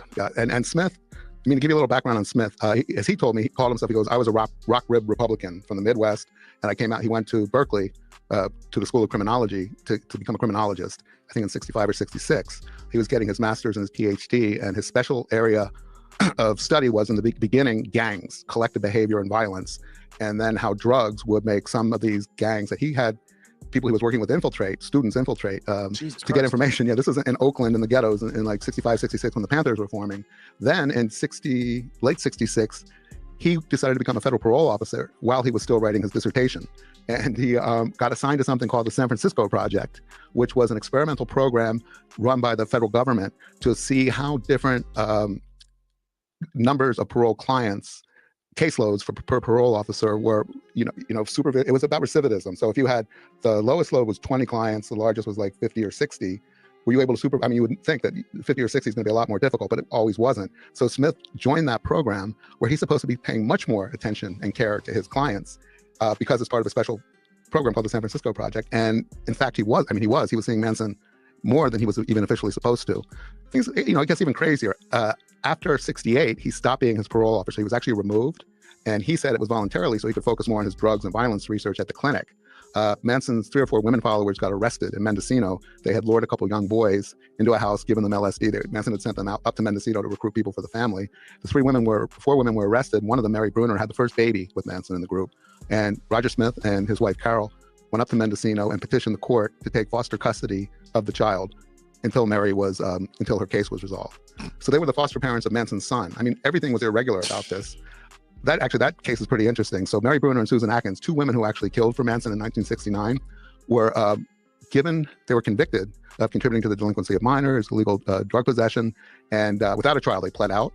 And then there was what they call the sentencing phase, where a probation officer is assigned to decide whether or not they should be sent to prison or given probation, supervised probation. So I got access to their files, Bruner's and Atkins, and in the file were recommendations to the court by Roger Smith and his wife saying, these are good women, they shouldn't go to prison. Susan Atkins, who stabbed Sharon Tate. And is that proven? Because she said it, and then she went also back said and forth that she and didn't. back and forth. Yeah. Is it proven? Because Tex Watson clearly was a murderer, right? Yeah. And so she had said that Tex did it. She couldn't do it. This was later on. Yeah, her right? first accounts were that she did it. And then when she testified to the grand jury, she said that she didn't do it. She held Sharon while Tex stabbed her. Right. Later in prison, she said that she did do it, and then she changed again. She'd go back and forth. But she was pretty brutal. And Mary Bruner and Susan Atkins were given probation instead of being sentenced, partially based on Roger Smith's recommendation. Roger Smith identified himself as a former parole officer, with his expertise. And he said he had known both of them for 2 years, and which was also a lie. He had only known Susan. He could have known Susan for 2 years. He knew her for about a year. He did know Mary pretty well. And he never disclosed that he was Manson's parole officer. And Manson's identified in these same files as the person who lured these women into crime, that they were his communal wives, that they would steal for him, prostitute themselves for him. And the other people that they interviewed, the probation officer argued against it, saying they're going to go right back to this guy who's down in Los Angeles and continue their life of crime. But the judge released them. Now, they were doing Charlie's bidding, according to the record. What they were trying to do was recruit people into the family. Yeah. And so they would offer them drugs and sex and a lot of women and bring them to these parties. And where they I want to see Trump pardon Luigi and Luigi go on Joe Rogan's show. I'd love that. screwed up is they got an underage boy who was Freaked out. right, and he was the son of a local sheriff. Yeah. And he said his legs turned into snakes. And, Yeah. That's what they screwed up in that situation. And that's how they got arrested that time. Yeah, that was and still they got released. Yeah, which is really crazy. It's like there's so many of these instances where Charlie or members of the family were arrested, and then it seemed like the police officers who were holding them were being told, "Hey, you got to let these guys go because this is a higher situation, is above your pay grade." Yeah. Well, a real turning point in my reporting was after I got access to Manson's parole file and saw that, and Helder Skelter Bugliosi, I think, describes 2 arrests that Manson got released on technicalities, shoddy police work or something when he should have been violated. But what he didn't do was talk about 3 or 4 more. And if you've gotten up to chapter 10, you've seen all that stuff laid out.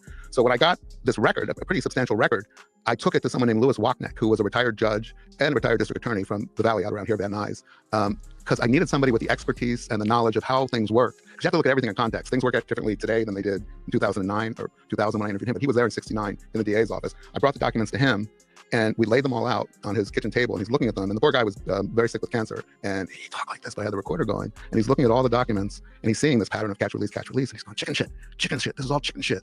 He goes, he should have gone back the first time. He goes, they wanted him out. He said he was more important to somebody out than in.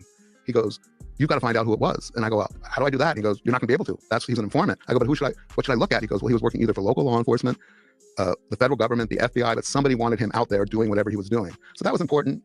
Another turning point was a bunch of years later was when I brought similar materials to Stephen Kay, who was Bugliosi's co-prosecutor in the case. Can I stop you for a second? So his speculation was that Charlie was an informant. Well, and again, informant has many definitions. Right. It's not just informing on crime. It also can be doing the police's bidding. That's or the CIA's bidding. Or the CIA or the FBI. Right. Being a part of a program. Right. Where they're allowing this. And also there's speculation that the goal was to try to diminish the anti-war movement, and that this guy was a part of the hippie movement. And then so now people would associate hippies with violence and drugs and murder and all this horrific stuff.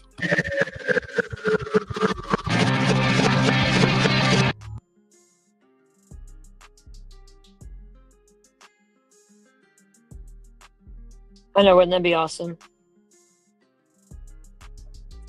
This shit's fucking crazy. Okay, now Luigi worked, they keep saying the Bay Area, San Francisco, right? Luigi worked in San Francisco. In national news, it turns out the man that police believe killed the CEO of United Healthcare in New York has ties to the Bay Area.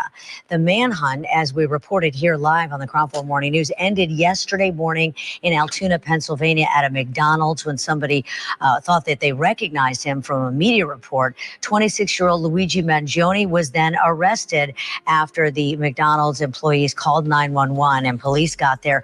New York prosecutors have charged him with murder now, and investigators say they did find a 3D printed pistol and a silencer in his backpack. Crown 4 Jack Molmet reports on Mangione's ties to the Bay Area. Well, Luigi Mangione's time here in the Bay Area was pretty limited. He really just spent one summer here in the Bay Area back in 2019 as a high school instructor at Stanford University. We know he has ties to San Francisco, California. New York police announcing Monday the arrest of 26-year-old Luigi Mangione, who they are now calling a suspect in the shooting death of United Healthcare CEO Brian Thompson. New York police announcing Monday 5 charges, including carrying a gun without a license, forgery, and falsely identifying himself to authorities. He is currently being held without bail. We took that photograph and we asked for the public's help in identifying this subject, and the public responded. News Nation reporting he grew up in Baltimore, Maryland, and attended an all-boys school. He went to University of Pennsylvania and in 2019 took up a head counselor position at Stanford University for that summer, where he taught high schoolers from around the world. Stanford University giving Cron 4 News this statement Monday that reads, "We can confirm that a person by the name of Luigi Mangione was employed as a head counselor under the Stanford Pre-Collegiate Studies program between May and September of 2019. And according to a LinkedIn profile that matched the person of interest description, we see he also was most recently at a company based out of Santa Monica called TrueCar. TrueCar sent Cron 4 a statement saying, "We generally don't comment on personnel matters, but we can confirm that Luigi Mangione has not been an employee of our company since 2023. What this case demonstrates is the best crime-solving tool is media attention. Bay Area legal analyst Steve Clark says this increasing media attention the assassination had through Twitter and Instagram helped this image become so recognizable. When you look at his conduct, his manifesto, the writings on the shell casings, this appears to be someone who had a vendetta against the healthcare industry. Steve Clark says there may have been other targets, especially if the person of interest or a loved one was wronged by the healthcare industry. But that never justifies a brutal murder. So I think authorities want to also send the message that this is not the way we change corporate America. And we reached out to several people who may have been associated with Mangione during his time at Stanford in 2019. So far, we have not heard back from any of those sources. Many people, in fact, switching their Instagram and social media profiles from public to private. Reporting here in the newsroom, Jack Mulmut, Cron 4 News. I just think that's wild. He was also in the Bay Area, you know?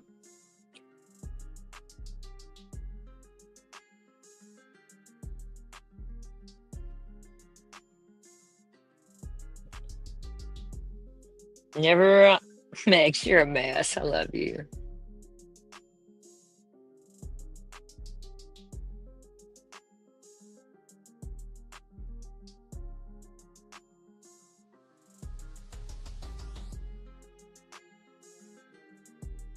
Just like Ted Kaczynski, he went to Harvard.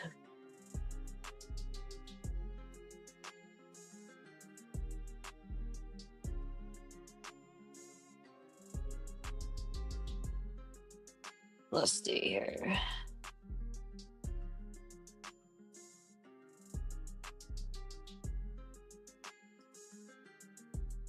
I'm going to play some stuff on the Unabomber, actually. I'm probably going to fucking get my channel terminated, but...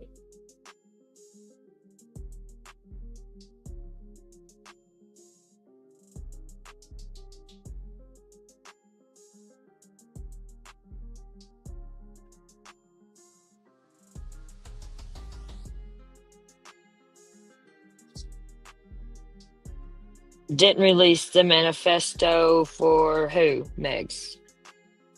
Ted Kaczynski? I got another channel. I got a backup channel, Mr. Mark, because when I lost my channel twice in Kali's case, that's how I got my backup channel. I don't really care, but I've had this channel before I even done this. I just listen to music on, you know.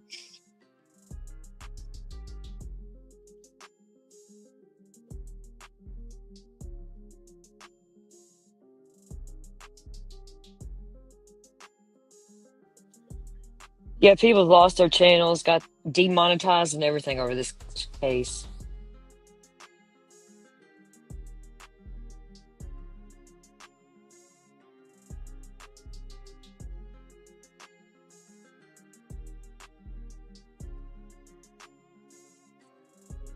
Yeah, they released the manifesto.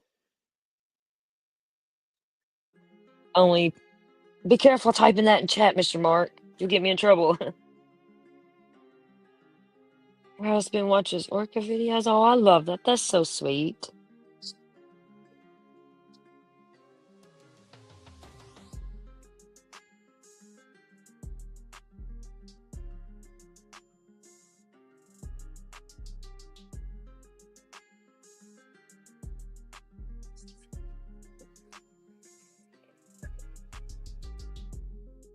Yeah, they released his manifesto and everything first day. That's why I said we can't even get shit information about Crooks, the one that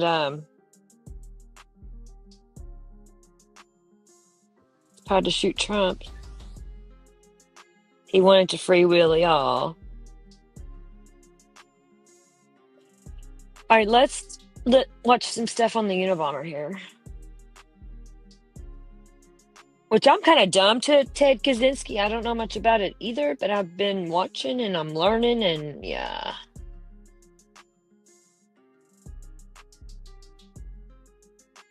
Interesting. Let's see.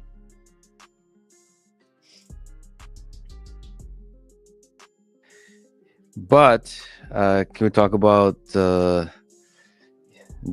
darkness a little bit? So yeah. Ted Kaczynski, the Unabomber, was allegedly part of the MK Ultra studies while at Harvard. Do you think this is true? Do you think it had an impact on him psychologically, intellectually, and so on? I do think it's true, and I do think it had an impact. So we talked before about, are these drugs somehow or other producing a certain kind of drug experience, or do they bring out what's within? So we have this experience, on the one hand, Ken Kesey, and he sort of took positive things out of this. On the other hand, we can get this opposition to the modern world, to technology, and to the point of creating bombs to try to go after it. So that the experience is not in the drug. It's this interaction between the drug, the person, the context. And so we can heal people with psychedelics, or people can be driven crazy with psychedelics. It depends, again, on the context. And so I think both these things can be true.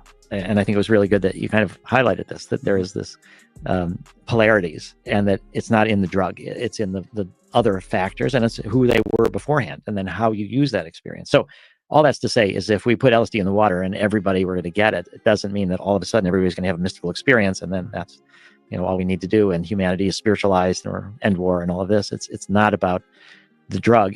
That actually is why, for me, we've also talked about engineering new psychedelics, and all the people that are going to be trying, for-profit companies, to develop and patent new psychedelics.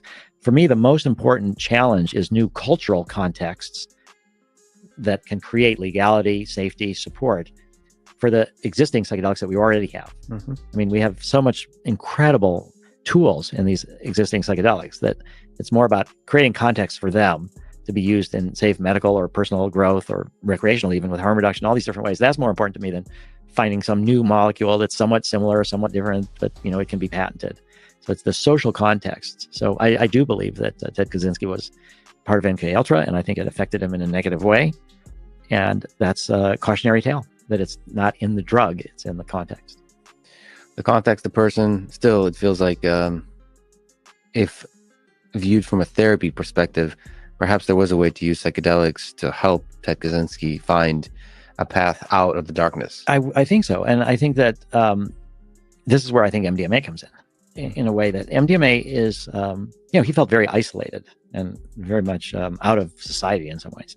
MDMA stimulates oxytocin, which we haven't mentioned, which is the hormone of nursing mothers, of love and connection. It provides a lot of this sense of self-acceptance and safety and wanting to be in a relationship. There's Gould Dolan is a neuroscientist at Hopkins. He's given octopuses MDMA. They're solitary creatures, except mating season, which is not very often. But you give them MDMA and they become more interested in hanging out with other octopuses. So I think this, for people that have had difficult psychedelic experiences, MDMA helps them integrate them. We've worked with people that had a difficult LSD experience 40 years before and are still able to get back to that under the influence of MDMA and work out some of the conflicts that they weren't able to resolve all those decades before. So I think that psychedelics could have been helpful in a different context for Ted Kaczynski. But the other big part of it is that people have to be willing to cooperate with the experience. We talked about resistance.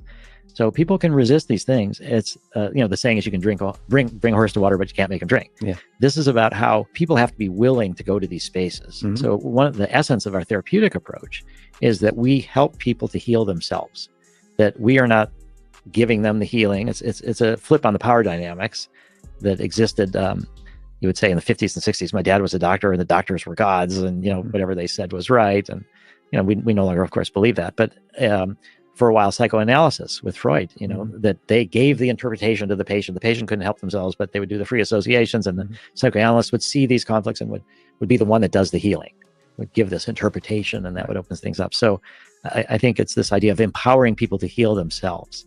And so if Ted Kaczynski had been in a therapeutic setting with psychedelics, and if they'd had something like MDMA available, or MDA, which was popular during the 60s, which is a more like MDMA LSD combination, the outcomes might have been different.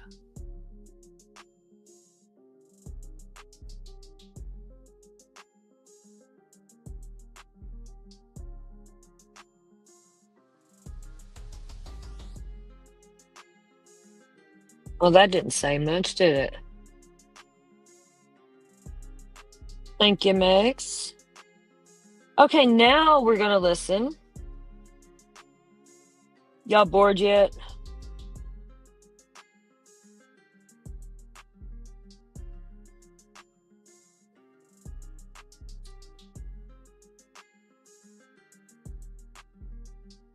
Some people talk about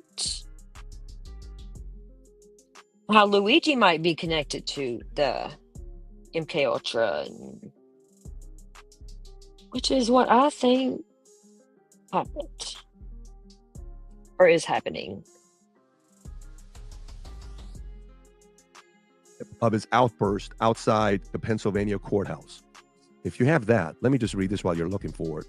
So, you have it? Okay, let me just read this real quick. Luigi Mangione, the man charged with the murder and the death of United Healthcare CEO Brian Thompson, broke his day of silence with an outburst as he was escorted into a Pennsylvania courthouse where he challenged his arrest. It's completely out of touch and an insult to the intelligence of the American people and its lived experience. Mangione shouted, prompting his detail of about 10 officers to hurry him inside. Dressed in orange jumpsuit, Mangione appeared unfazed.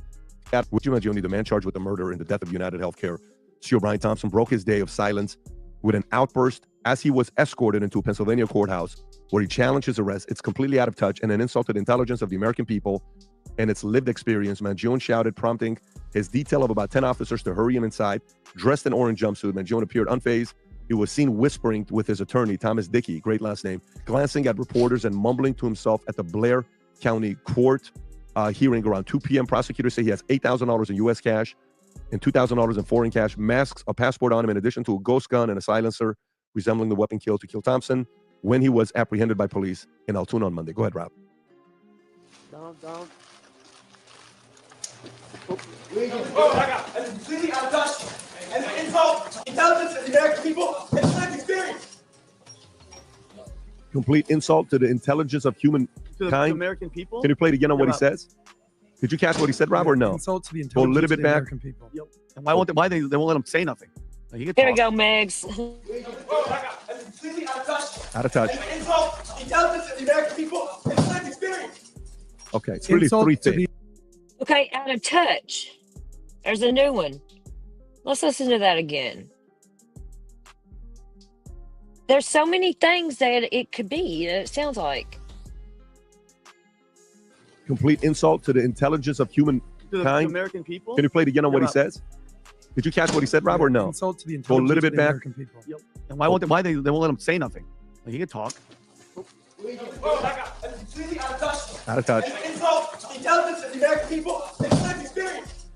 Okay, it's really Insult three to things. the American intelligence of the American people and their lived experience. Their lived experience. Yes. Right. And their lived experience. So I got something here yesterday that was sent to me that I was reading, and I kind of showed it with you guys with Tom. Okay, Rob, if I'll text this to you, if you don't mind showing this, I'll keep reading it so the audience can see it as well on the timeline of what happened here. Okay. So it was interesting reading this. The story says, born into a wealthy family, attends a $40,000 a year private school, becomes valedictorian, earns a bachelor's and master's in computer science by 26, no criminal record, no behavior red flags, clean slate, sharp dressed, photogenic, active on social media, vacations abroad, post polished photos, looks like he's thriving, lands internship and builds a resume that screams success, spends free time exploring AI, mushrooms, and self-optimization trends, writes a Goodreads review on Ted K, Sprinkles, and Safe Edgy, joins the professional world, follows the system scripts perfectly, no sign of instability, just another rising star in tech scene, disappears with friends for 3 months, then he kills the CEO. What happened for those 3 months? Who are the friends? What do we know about him? Now, while this is going on, 50 Cent posted something, Rob, if you don't mind pulling this up on 50 Cent. 50 Cent posted this on Instagram. On Instagram, he posted a picture of Luigi, and then he said something like, "You won't understand me posting this. Do you see it?" Or maybe it was, he's not a guy that would take it down. He posted something and said, "You won't understand this, but I made the 50 Cent, Luigi Mangione." He said something about, I don't know, I kind of like this kind of killer. Right there, zoom in. You see it right there, zoom in a little bit. I don't know, I kind of like this killer. I'm sorry that this is going this way. Since deleted the post. Makes sense. I'm sorry this is going this way. It is, but I'm doing a documentary on him. He is special. I apologize in advance for anyone who doesn't understand. 50 Cent said this about the guy. So, Vinny, what do you know so far about what's going on since the last podcast? And you mentioned this yesterday in the prep. It doesn't make any sense. Like I keep hearing these stories. Every time something like this happens, I take a step back. Like when Adam, when you say, follow the money, sometimes I'm like, what is happening? What makes somebody do something like this, and it came out of nowhere, and it's a complete shock to everybody. In the book Chaos, remember the book Chaos that Candace told me to recommended by Tom O'Neill? Pat, it was talking about the CIA, Charles Manson, and all the 60s and what they were doing back in those days. There was a psychiatrist, and for those that read the book, who spoke to Jack Ruby. Remember the guy that shot Lee Harvey Oswald in the basement? Yeah. So his name was Dr. Louis Jolyon Jolly West. His name was Dr. Jolly West. He was a prominent psychiatrist with documented ties to the CIA's MK Ultra program. He was focused on mind control experiments. They used drugs, they used psychological manipulation, and other techniques. That's so while the book I Ruby's read. in prison, this Dr. West, who has connections to the CIA, examined Ruby for several hours by himself, no cameras or nothing, just talking to him in the prison. And when he was done with him, he had lost his mind. He literally lost his mind. He was saying stuff like, "I was injected with something. I'm being silenced." He was like a completely different person. He's like, "They're going to kill the Jew." Like he lost his gourd. Okay, and once he left that several-hour meeting, his mental state deteriorated, and it led to his death. So my thing is, and great point. Who was talking to this guy? Who and why? Is it a distraction? Was this guy unleashed to do whatever he was going to do because of all the stuff that's happening in Syria, the stuff that's happened to Jay-Z? I don't know. It just doesn't add up. And all this is going to be is in the news for another week, Pat, and then it's gone. And then we don't hear about this guy. But the explanation, I would like to get deeper. Connect that for me a little bit better. Yes. The psychiatrist goes in. So Jack Ruby kills Oswald. Yes. The cop moves out of the way. They all believe that Ruby was told to do it. Yes. So Ruby kills Oswald. Yes. It's a quick trial. He's guilty. He goes to prison. Yes. This guy, connected to the CIA, Dr. Jolly West. Jolly West goes to review him, hour or two, whatever it was. Several hours.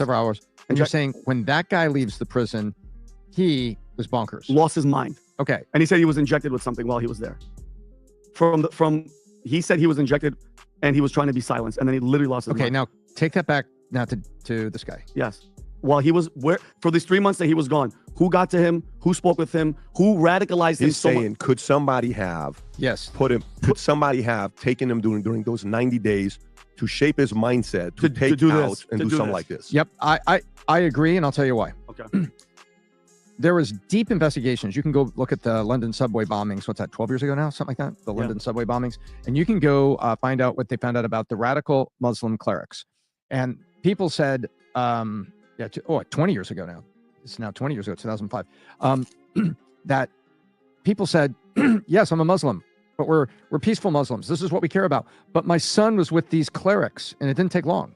To your point, Pat, what happens those 90 days? And people said that there were confused Muslim parents that when you listen to them speak, they didn't seem like, out there. It sounded like that Muslim was their faith, Yeah. but they were not radicalized, and they were shocked at what had happened at the hands of these clerics in such a short time with their kids. So there are precedents we have out there to say, wow, something can happen pretty quick if people that know what they're doing get to your kid and get to a person and turn them into a pawn. That didn't look like. So why don't we do this? Okay. Can we do this? Can we map out what the possibilities are? Okay. From the logical one to the wildest one. Okay. Let's kind of go through it. One, the surgery that happened on his back, Rob, if you can pull up the surgery on his back, the pictures of the surgery on his back. You know which one I'm talking about. There's a picture right there, right? That's him. Can you see it? Newsweek. Okay.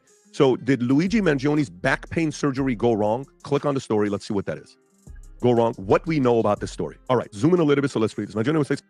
See, there's so many scenarios though to this. Hey, Jaded, how you doing, love? There's so many different things, and they all make sense, But I just lead more. I think it's all in one. I think his back pain, they used that against him to attack the health care. They took advantage of him. You know what I mean? Like, I don't know. Ugh. I swear this is MK Ultra. CIA all written all over it to me. And I think it's the first time I've ever said that about a case. But it's, yeah. This is a lot more, and he did not, there's no way that he could have done this just all by himself. No fucking way. In charge. Okay, got it. Since the shooting, this enforced significant speculation on motivation of both skills. Okay. Now, okay. Back pain. According to reports from Forbes, Mangione posted on Reddit that is pain in his back in the months before the shooting, writing, "My spondy went bad on me last year. It was completely devastating as a young athletic person." According to WAPO, friends of Mangione said that the reason he moved to Hawaii, which is his registered last address, was to get better health. Mangione posted on his X-ray of his spine on social media with the image appearing to indicate a case of spondylolisthesis, okay? A condition caused by vertebrae slipping out of place, which can cause chronic pain. In analysis of the image, neurosurgeon Tyler Cole said that the surgery Mangione received appeared to be suboptimal and that he would likely have continued to experience nerve pain after the operation. Go Lore. So this is an expert doctor commenting on what he saw. That's right. So the lack of good ALIF, along with the subsidence. Man, I couldn't imagine being this young. And I mean, he just turned 26 in May, I believe. So it's been going on a while. I think he was kind of born like that with a fucked up back. Poor guy, man. Because back pain, I don't have it, but I hear it's no fucking joke. They said if you to never get surgery because you're worse after, you're never the same, anybody. And it's true because my mom had 2 back-to-back, and that's actually what in the end ended up killing my mother because she got hooked on pain pills from it. And she overdosed and died. And yeah, it's a fucking mess. Likely worsen the L5 radicular pain by not restoring disc height and causing neuroforaminal compression. You can fuse with continued misalignment as long as disc height is restored and foramen are open. But the overall point is valid. Looks like suboptimal surgery. Okay, so the doctor's speaking and the doctor. Sonia, oh my God. You have United Healthcare. Are they really, I mean, I know they're fucked up, but have you had issues with them? Like,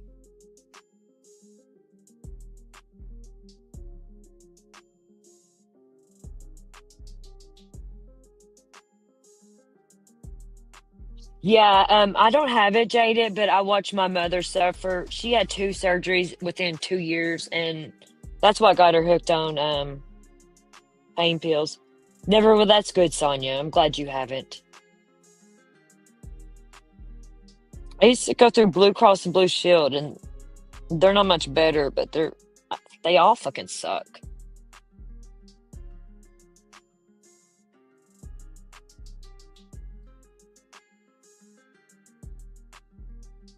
Their language. In the analysis of the expert, Grunt said, this potentially could mean he even suffered from failed spinal fusion. A failed spinal fusion could lead to chronic back. Okay, individual.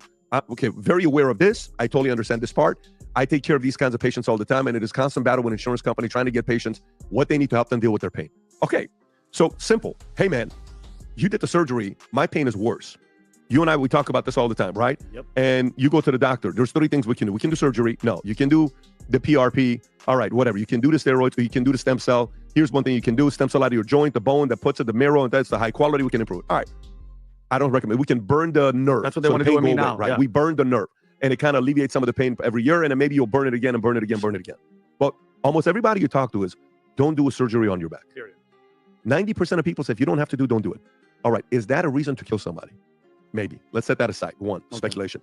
Two, go, 90 days, the story you said, they got to him, brainwashed him, whatever happened, prepared him to go out there and take him out. Yes. Okay. 3, bad friends, manipulation, hardcore, hating the government, hating insurance industry. Let's do something about it. Somebody told him, I will take this guy out. That's 4. 5, Brian Thompson is going to it. Somebody got this guy to go take him out because of whatever reasons that was going to happen. Okay. 6, Brian Thompson, who had the highest percentage of what? Declines, 32%. 32%. Highest percentage of declines, 32%. Maybe he was going to go in and recommend to say, guys, we got to kind of become industry standard. We're hated by everybody right now. We can't be doing this. And the investors are like, no. We can't do this. Yeah. We got to take this guy out. I don't know if you guys have seen the movie The Accountant. Shout out to Kevin O'Connor. I didn't even know nothing about they were in all that legal trouble and he was going anything about Nancy Pelosi being involved. I knew nothing about none of that until Luigi.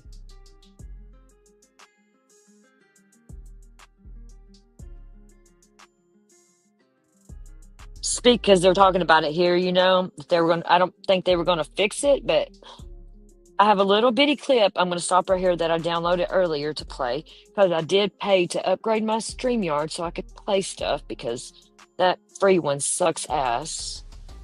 Let's see here. Where's that?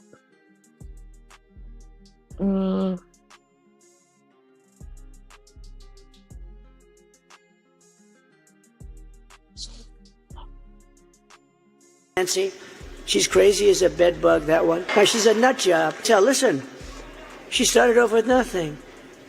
2 weeks ago, a company that was going to be investigated the following day, she had a lot of stock in the company. She sold the stock the day before they announced the investigation of the company. That's crazy, Nancy. This is What are the United chances Healthcare Nancy he's talking about. Pelosi purchased $250,000 of Palo Alto networks on the same day there was a cybersecurity breach at United Healthcare? Then she makes big money when that is one of the companies tasked with investigating what happened. Then, the person who would be able to expose her likely criminal activity was outside his hotel today. What a coincidence. Right before the Trump DOJ would have a chance to investigate everything.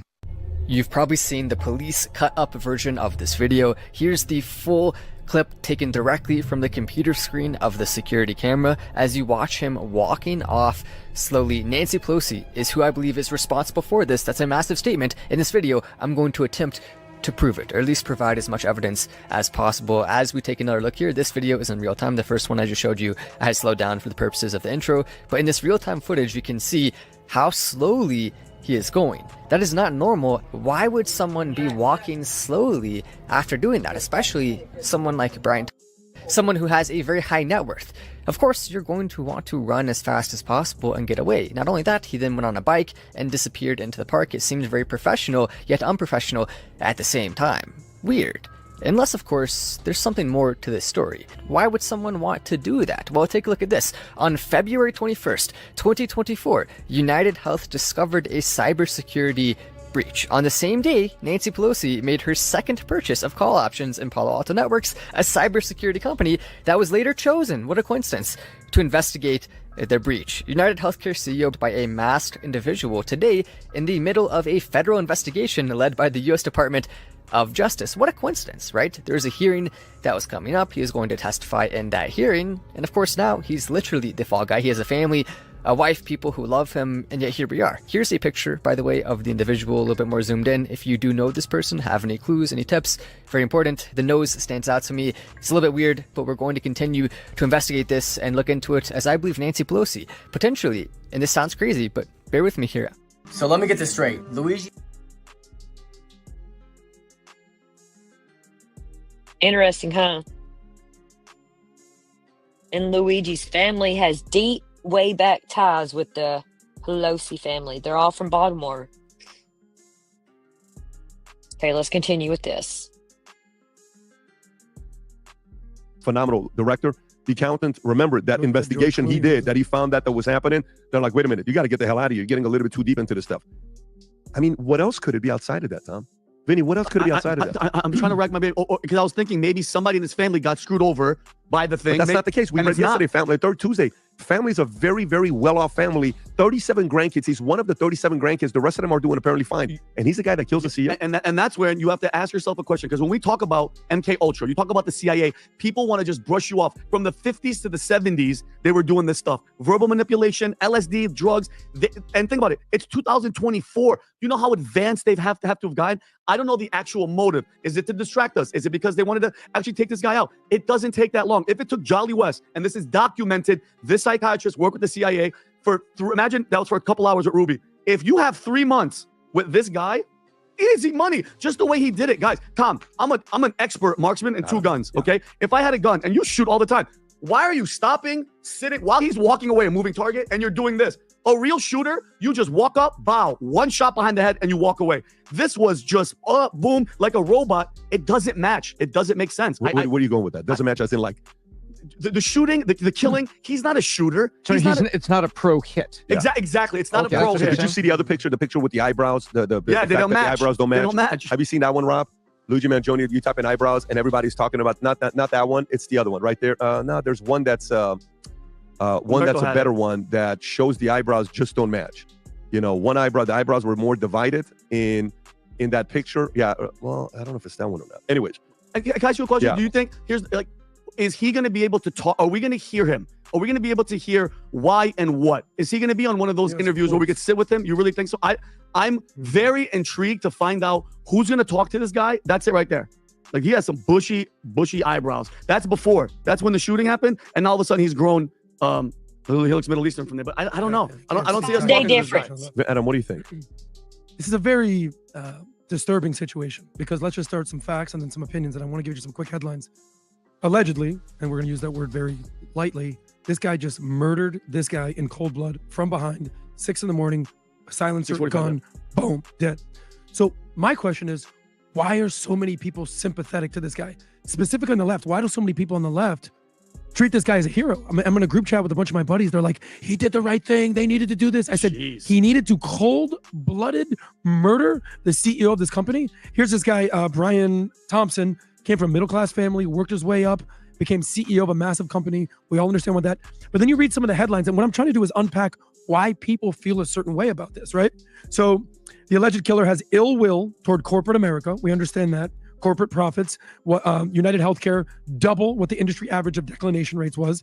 Joe Rogan had some things to say. He was speaking with Quentin Tarantino. He said the following: healthcare industry, it's effing gross. It's a dirty, dirty business. The business of insurance is effing gross, especially healthcare insurance. It's effing gross. That's Joe Rogan. We saw what Burger King, I'm not sure if it was true or not true. What happened with that? I texted this, Rob. If they actually did this, they said, Burger King, we don't snitch. Almost mocking wait a minute. the fact that I said I didn't find it on their Twitter account. That's what I'm saying. I don't know if it was true or not true. Yeah. So I don't think they tweeted this. The point is, people are making a joke of someone being murdered in cold blood. But can you explain why you put that? Why did Burger King say we don't Because he was caught in McDonald's, and McDonald's basically called the cops on him, as they should. And if a man when on the they run. did, Yes. what ended up happening is Google, McDonald's got so many negative reviews that Google had to pull the negative. Is this the part, Rob? Here's the Put part this right up here. real quick, 30 seconds. Just put this up.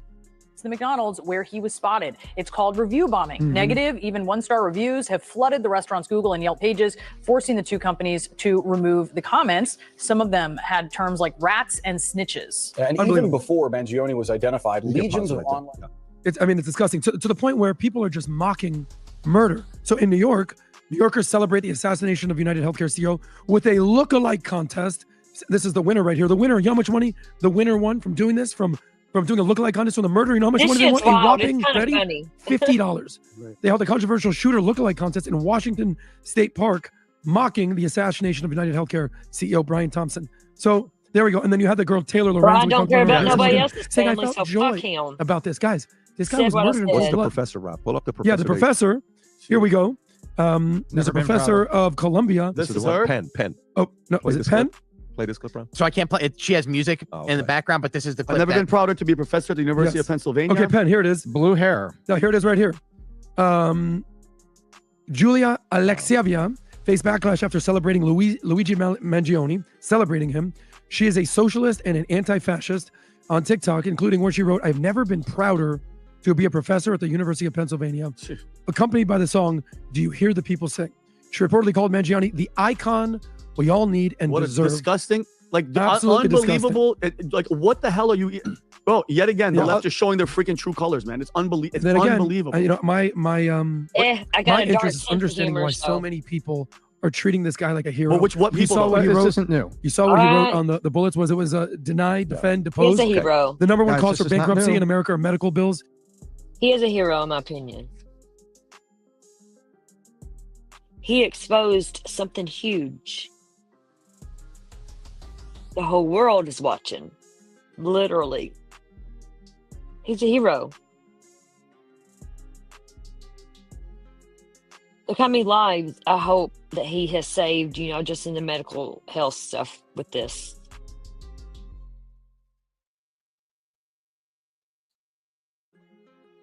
Exactly, Mr. Mark. That's what I'm saying. Exactly. And all these other insurance companies, that's just one.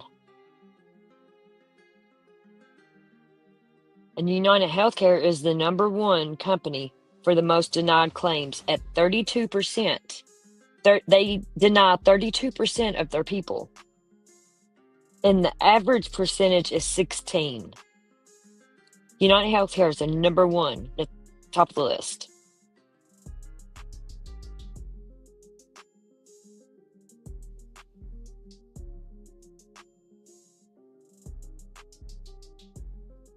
And they were going through this other shit. I think it was federal with the insider trading stuff and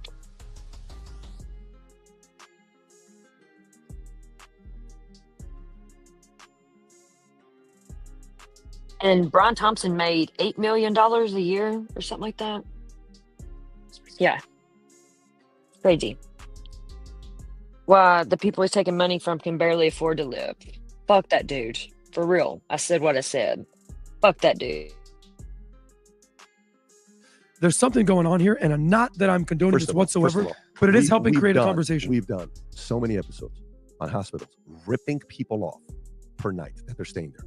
Health insurance. I left the health insurance industry specifically because of how it was half the time.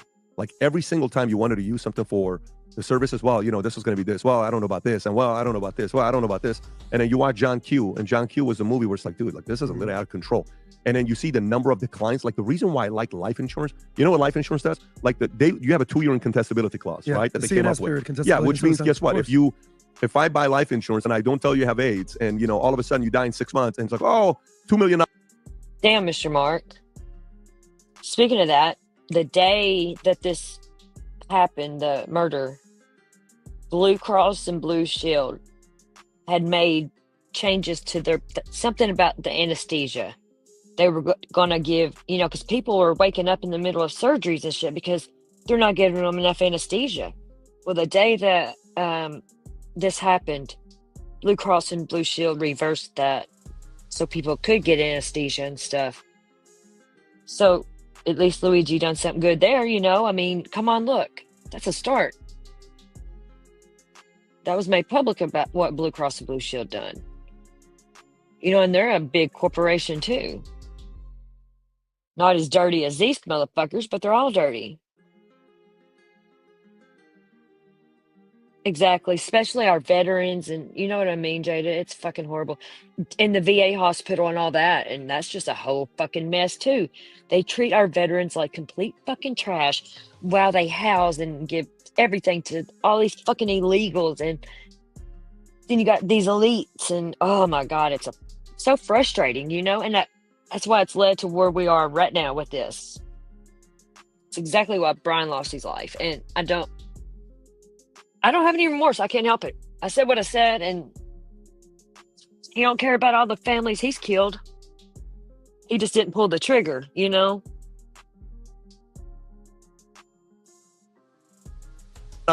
What happened? You just only paid $600 a premium, and I got to pay $2 million. I'm going to investigate it. Incontestability clause. No, we're not doing this. You didn't disclose that to us. Boom, you used somebody else's blood when they tested you. This isn't you. We're not paying the $2 million. Insurance companies can do that for 2 years to protect them. Wow. Happens all the time. After 2 years, guess what? Hey, it is what it is. We have to pay the premium out. Life than PNC. Right now, the problem with auto insurance is auto insurance companies are not making money right now. So they're leaving states.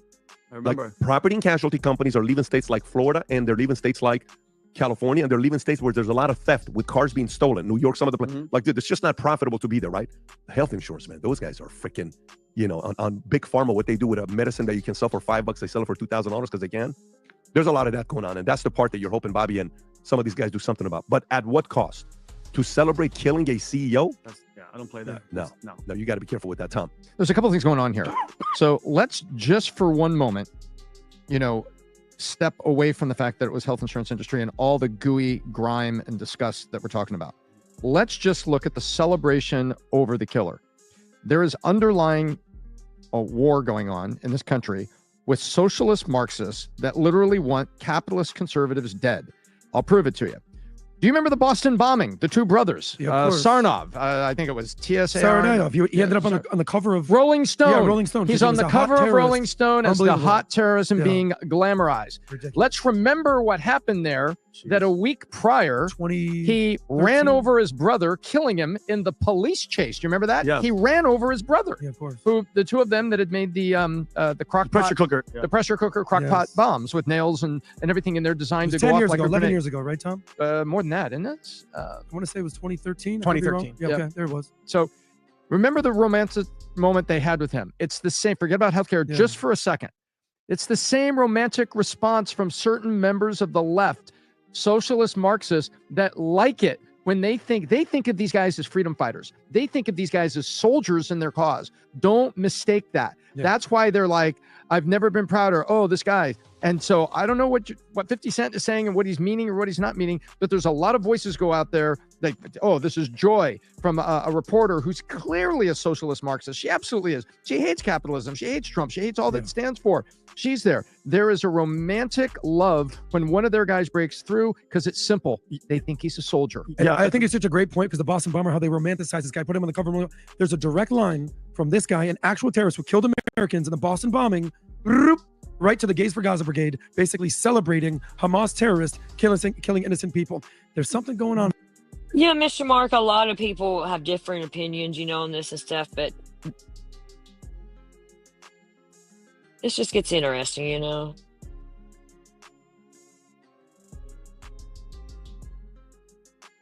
I don't agree with all of them on everything, but I like these guys. They have some interesting things. There's some other stuff I want to play too later about these, but I got other stuff after this that we're going to watch about his family and stuff. There with What about the member of the night? You're right, Adam. They think the left Marxist thinks they're soldiers. I've never been more proud to be at University of Penn because we helped educate, and this guy is a soldier in the cause. And look at the people that are showing up. Yeah. Remember the Night Stalker, serial killer, and rapist in California? You remember this guy, Richard Ramirez? Bro, he got married. Girls were coming and they had a crush guys, on this. It just happened recently with Wade Phillips. What was the guy's name? Wade, not Wade Phillips. Wade Wilson. Wade Wilson. No, Wade Wilson. This guy. Who's this guy? Who girls love the guy. Like this guy. It's like, oh, he rapes and kills women, and they're like, he got married. Well, Think about it. Like the professor thing.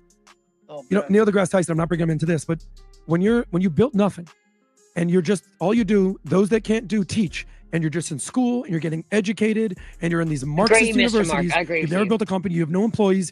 All you want to do is take. Yeah, I can't tell you how many DMs I got from people telling me, Pat, I want my Christmas hat. Where is it? Well, the reason it wasn't shipped yet is because we sold 1,000 more than we had, and that hat just arrived yesterday. We just shipped out 1,000 of these, I think, today. That's going out. And by the way, for those of you that want it, that you didn't get it because it was gone, we got a few hundred more for you to get in if you order before. Okay, that's over.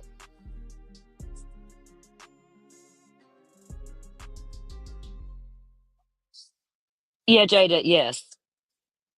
See, it's not that I think violence is the answer to anything. I'm like you, I totally understand his anger, and you gonna get me that hat? I don't condone it, but I don't disagree with it.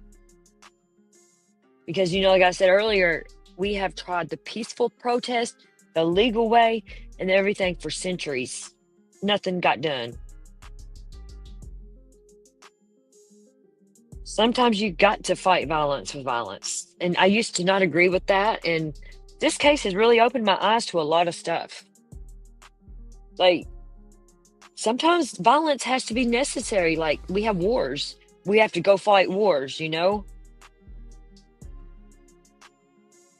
And this is like the war on fucking corporate America. And I don't disagree with it. Everybody leaving me. All right, let's watch. This is about his family. Let's watch this.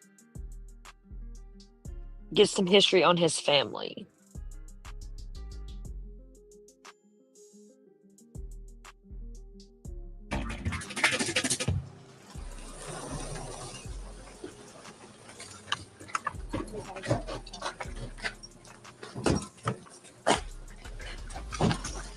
Down.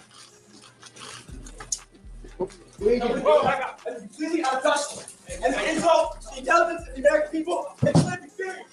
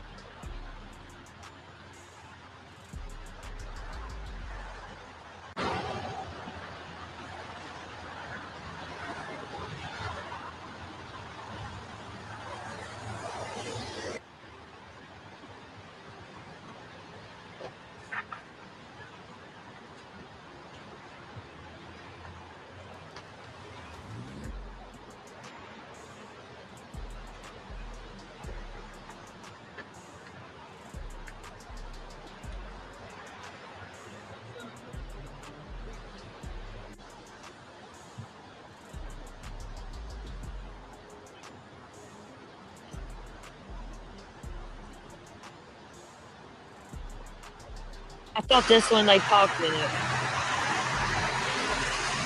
So I can mute that. And I was really wanting. There's one where they talk about where they talk. This might be where they put it on the screen, but they don't.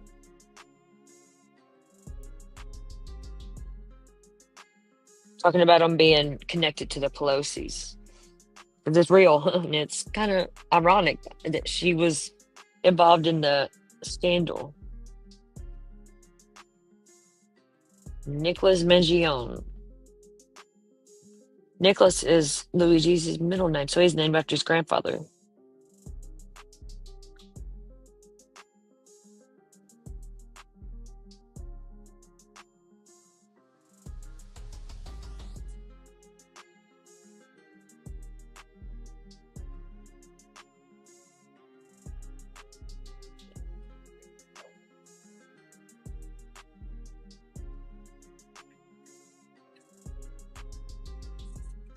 They own like 11 nursing homes, his family does.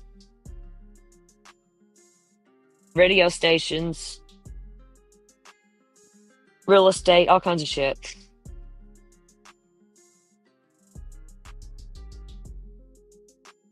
Nino there is some kind of Senate or something for Maryland.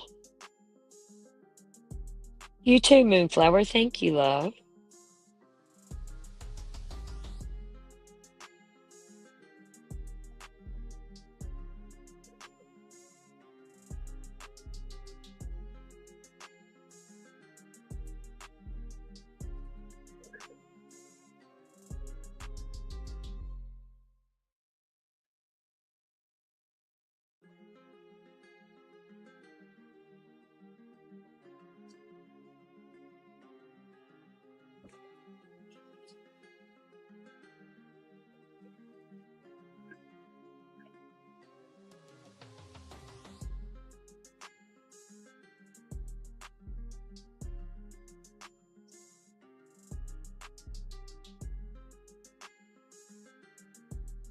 Poor guy.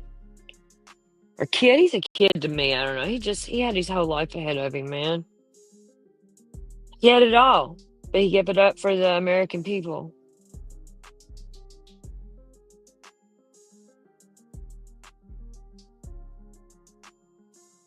Let me pause this for a second. And you know what? If this wasn't some homeless guy, some average Joe with no money killed Brian Thompson, do you think it would get the same reaction that he's getting, that Luigi's getting? Is it different when a rich kid that has everything to lose does it? It wasn't about money or none of that, you know?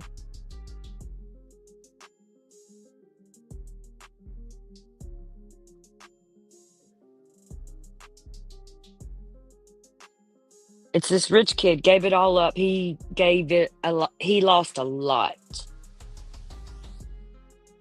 He sacrificed the rest of his life for America, the American people.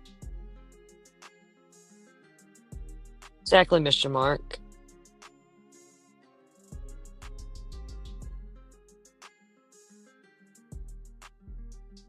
He exposed the fuck out of health insurance companies.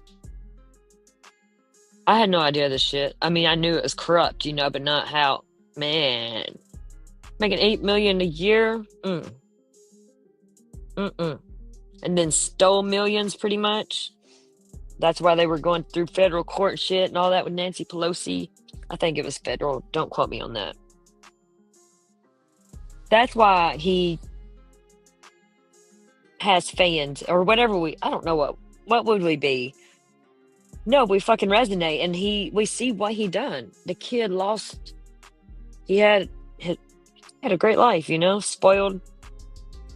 And they said that I can't remember how many grandkids there was, but his grandmother left in her will or something that when she passed, you know, and they get the money from the will, that if you have any violent crimes or anything like that bad, you're completely, you don't get it. You're completely kicked out of the will. And he's the only one. Compassion, yes, definitely. I think there's like 11 of him or something, or 12, or I don't know, there's a lot of kids in Luigi's brothers and sisters.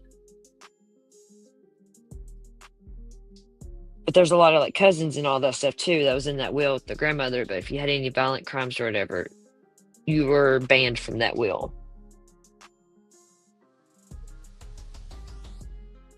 Seemed like a decent family, which they have like 11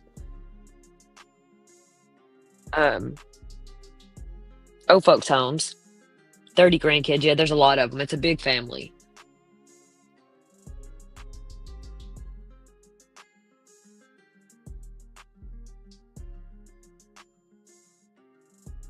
But they own all those nursing homes. You can't tell me there's some corruption in there.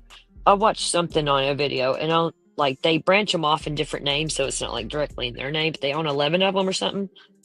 And only like 3 of them has good reviews, so that's not good. But maybe he's seen the corruption his whole life, you know, and he was the one that stepped up and made a difference. Maybe it's because he's seen the corruption. Maybe it's MK Ultra. It's like so many things.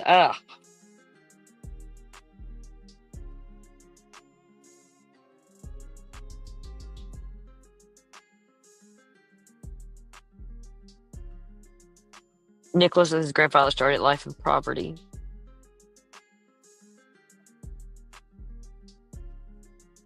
Hope this talks about the Pelosi.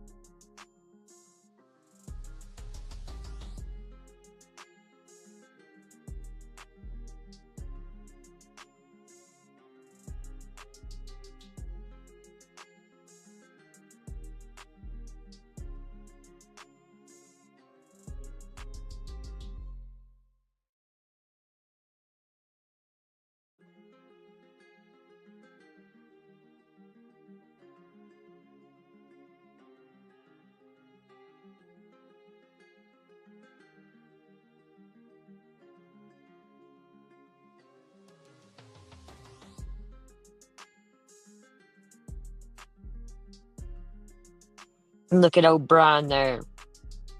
I'm gonna shut up.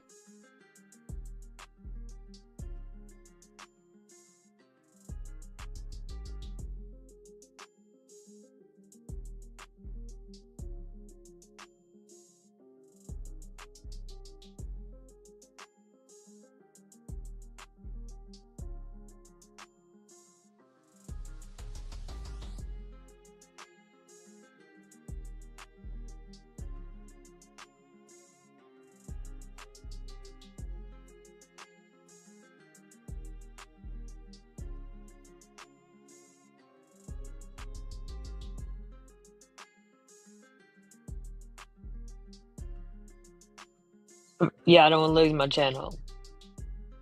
Look, I don't know how to get it, like, my layouts back to, I don't know, it's different than what it was. I don't have the other layout section. Fuck. How do I fix that? I don't know half of this fucking shit. Layouts, there we go. I want this. Is that gonna do it? I don't want that. I don't want that.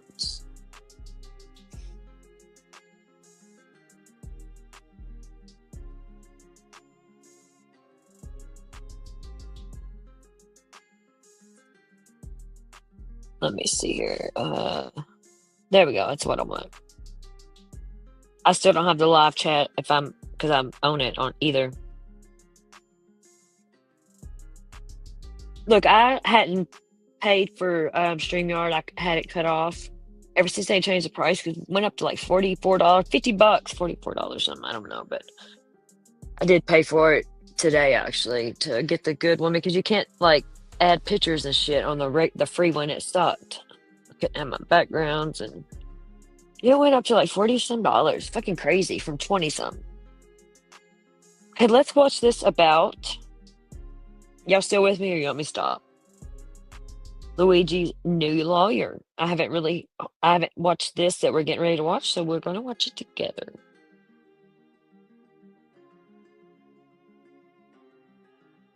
What's good, everybody? Welcome back to the channel. It's the Real Nathan Daily. And listen, shout out to all the new I like this guy. He's subscribers. Welcome to the channel. It is an honor and a pleasure to be sharing information and knowledge with you guys. Listen, welcome, welcome, welcome. Make yourself at home. Enjoy the content, past, present, and wait for the future. You guys, there's a lot of great content. We will be talking about this subject and more. And so what are we talking about today in this video, you guys? Luigi has hired a phenomenal attorney to represent him in the state of New York. And listen, she's just not anybody, okay? She is a force to be reckoned with. I called up north, talked to some friends, and they confirmed that she is exactly who they claim she is. She is a powerhouse attorney, high power, high caliber, however you want to call it. She is who she says she is, you guys. And listen, we're going to talk about what challenges she faces. You know, is there a way around this? There's a mountain of evidence, everybody keeps saying, and they're saying this is futile, okay? They're saying resistance is futile. Give it up. Give it in. Luigi is cooked. I hear it in the comment section. He's cooked. That's what I heard, you guys. Listen, for those who say he's cooked, have never been in the kitchen. They have no idea what they're talking about. That's why I'm here to actually shine some light, provide some insight, okay? And talk about the power of these attorneys in the courtroom. They're extremely adversarial. It's a whole different type of battleground. And they're not here to convince you. They're She here used to be the jury. DA. If you convince the I jury, think. you guys, it is a win-win-win, okay? So anyways, let's find out who this attorney is, you guys. And I'll give you my thoughts about her. We'll talk about her challenges. And then, you know, again, I want to know what you think. All right, so let's go ahead and dive into it. Let's see what CNN has to say. CEO killer may be getting ready to head here to New York, perhaps sooner than some expected, as I have exclusive new reporting about who will be representing him when he gets here. Tonight, I can report that Luigi Mangione has retained a high-powered New York defense attorney, Karen Friedman Agnifilo, to represent him as he's facing a second-degree murder charge in the death of the United Healthcare CEO, Brian Thompson. Viewers of The Source will be very familiar with Friedman Agnifilo, who was recently a CNN legal analyst, but she's also a veteran of the New York criminal justice system. She served as the chief assistant district attorney in the Manhattan DA's office for 7 years before going into private practice. As one longtime New York prosecutor told me tonight, she knows, quote, every corridor, every judge, every clerk in the courthouse here. And she will be taking this case on at a time when investigators have amassed new evidence in recent days, with police telling CNN this week that the 3D printed gun he had on him when he was arrested matches the 3 shell casings that were found at the crime scene in Midtown Manhattan. His fingerprints also match those that investigators found on items near the scene. This is all evidence that Friedman Agnifilo said before she was retained, I should note, could potentially be a problem. It looks to me like there might be a not guilty by reason of insanity defense that they're going to be thinking about, because the evidence is going to be so overwhelming. Okay, let me stop it there. That's his lawyer that he's got now in New York. She is like fucking top-notch badass. And this case is in Manhattan, you know, and that's where she was a DA at. But this here, her talking is before, hey, Floss, how you doing, love? Good to see you. Hope you had some good holidays and Christmas coming up. But this was before she was hired to his case. And there's a donation thing going on that the public made for Luigi with over $100,000 last I checked. Yeah.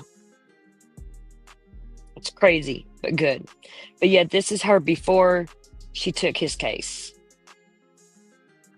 That he did what he... His fingerprints also match those that investigators found on items near the scene. This is all evidence that Friedman Agnifilo said before she was retained, I should note, could potentially be a problem. It looks to me like there might be a not guilty by reason of insanity defense that they're going to be thinking about, because the evidence is going to be so overwhelming that he did what he did. At this hour, Luigi Mangione remains behind bars in Pennsylvania. But just today, we heard from the Manhattan District Attorney, who said that he could waive extradition, meaning he could be headed here to New York as early as Tuesday. My sources.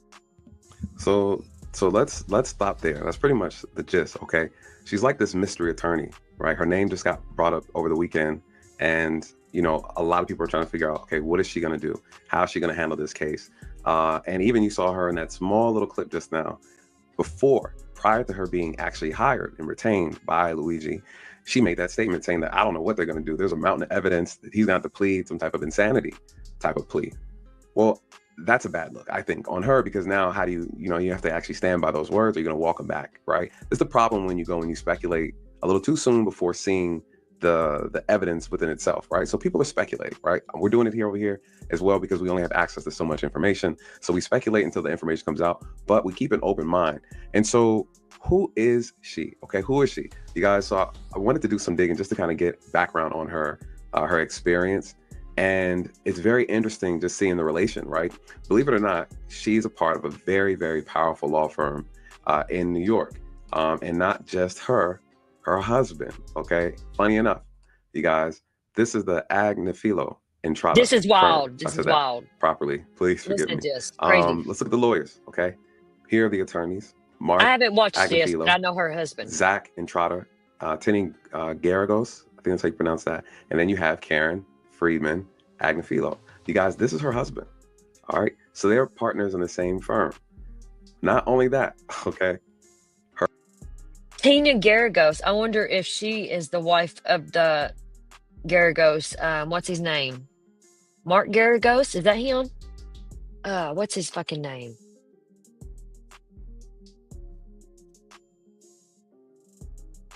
Oh, yeah, Mark Garagos. He was Mendes Brothers lawyer. Let's see. He was a bunch of...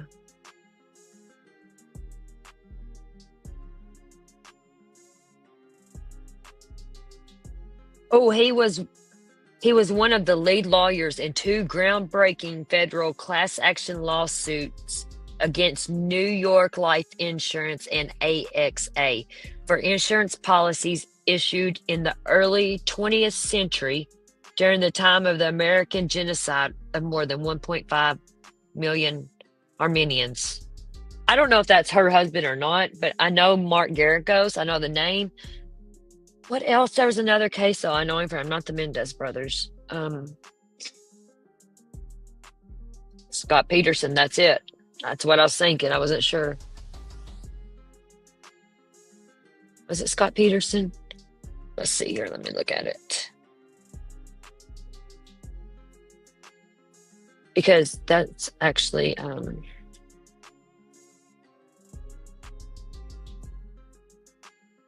Yes, Margaret, that's it. I don't know. Maybe he'll say this guy here something about it. I don't know, but I'm pretty sure he's gonna say something about Karen, Luigi's lawyer's husband, because I've done digging on him, and it's yeah. I wonder if that Garagos there is Mark's wife or something, or kid, or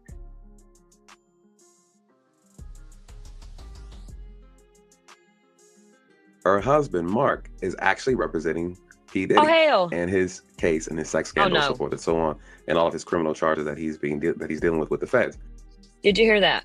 Her husband, Mark. His lawyers. Listen to that again. I was hoping he was gonna say that, and I didn't know he was gonna say it that quick, or I'd let it play more. Yeah. Okay.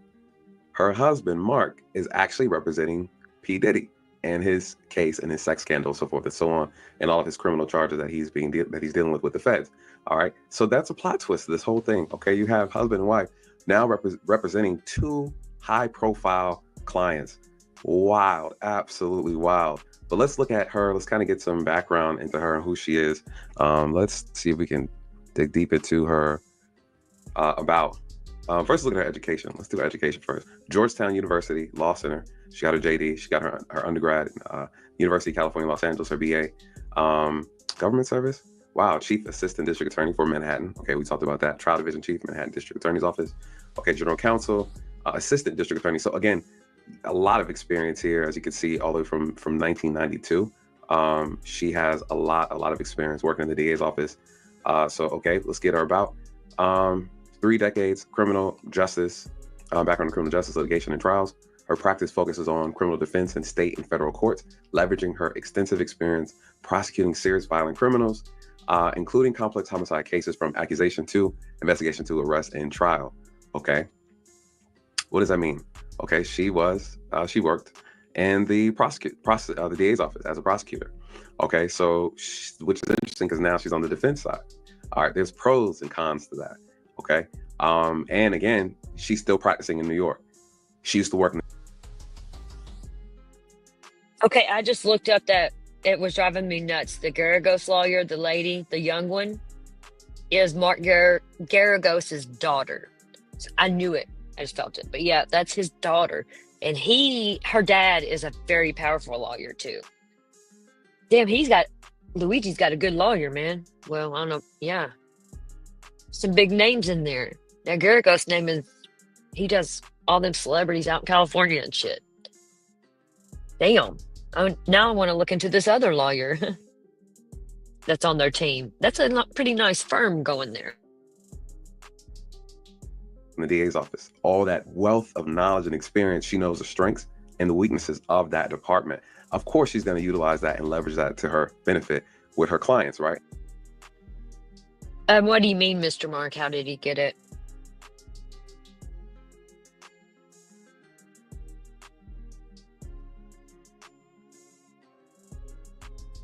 How did he know about her? Or... I don't know. I think she spoke up, and I think that family might have seen it if they paid for the lawyer, or there's a fundraiser kind of thing going on out there. Kind of like a GoFundMe, but it's something different. For him, for legal expenses or whatever he wants to do with the money, and it's over 100,000 right now. So it might be that money and his family's money. You know what I mean? Because he's got 100,000 over. Let's look it up. I know I'm all over the place, but it's all right.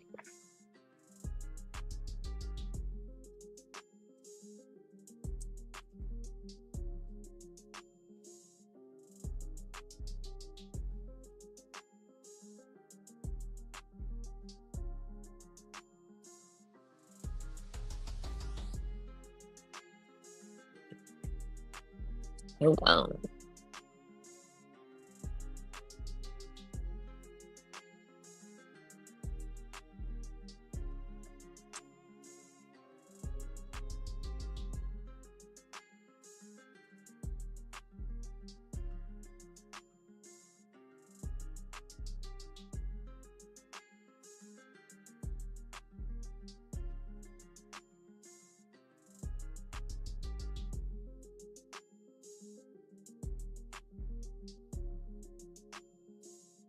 I'm not going to let this play while I look at that.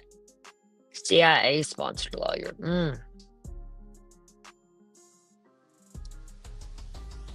I don't know who paid for it. I think it might be both. His family supports him, I believe. I would believe they would. I don't know. His mom was worried enough, she reported him missing 2 weeks before he done this, like to the law in San Francisco. Or FBI, maybe. I don't know who it was, but yeah. I'm gonna play this while I look for what I'm looking for. And her new client now, Luigi. So that's a plus for Luigi, right? Best believe whoever's hiring his attorneys have done their research and they know who to get. And guess what? When you're picking attorneys, you guys, listen, you're not just getting them. You're getting their resources. You're getting their network. You're getting their partnerships. Hell, you're getting her husband, okay? Believe it or not, you're getting her husband. And, you're talking about the meeting of the minds, okay? Great minds coming together to really analyze and dissect this case and really find, and not just find the best ways, but leverage their influence, okay? Leverage their influence. Best believe they're leveraging their influence, who they know, what judge they know, and things like that to work in their favor. You guys, this high stakes game that they play is a different level, and especially when you move up the wealth bar, all right? It's not the same for us middle and below middle class people, believe that. Okay.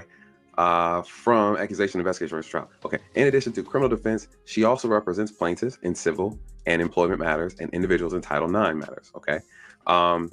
She specializes in internal investigations relating to misconduct, discrimination, and sexual assault. Okay. Very well rounded.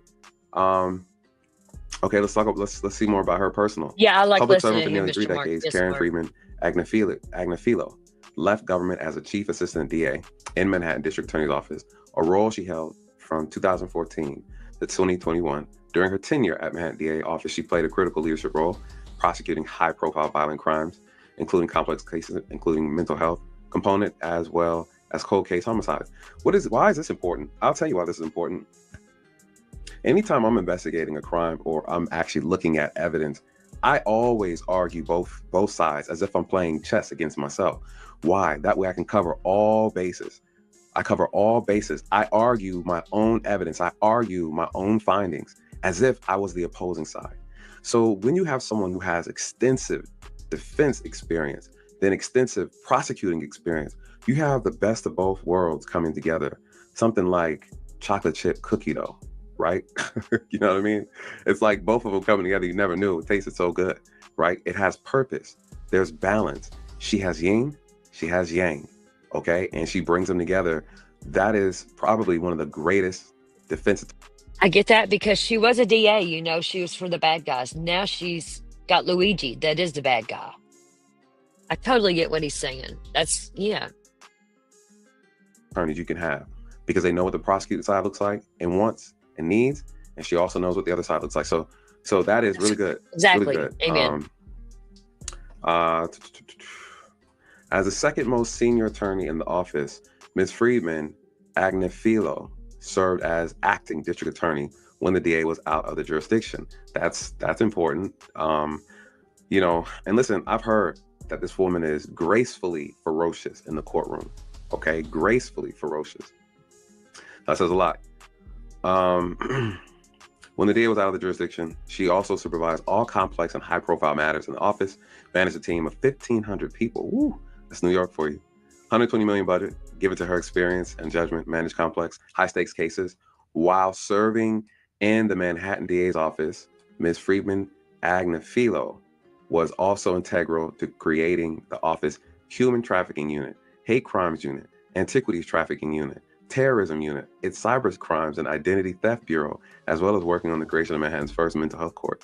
Jesus Christ. Listen, you guys, this is like, this attorney is like the attorney you aspire to be attorney, right? This is your favorite attorney's favorite attorney. Okay. Jeez, like that. This is a resume. This is a crazy resume. Before her promotion to the Manhattan DA's chief assistant, Ms. Friedman Agnafilo served as the office executive ADA and the chief of its trial division. Oh, just this woman's making bank, man, bank. Seemed like her last 3 positions, nothing under 200,000. Okay, whew, killing it. Her other work in Manhattan DA's office includes 4 years as a deputy chief of the sex crimes unit. Ms. Friedman Agnafilo has served as general counsel to the New York City Mayor's Office Criminal Justice Coordinator, where she worked for Mayor Michael Bloomberg on transforming New York City's criminal justice policy. In private practice since 2021, Ms. Friedman Agnifilo focuses on serving each of her clients' unique and specific needs at the highest level. She has extensive investigatory and trial experience and represents clients in civil and criminal matters in both state and federal courts.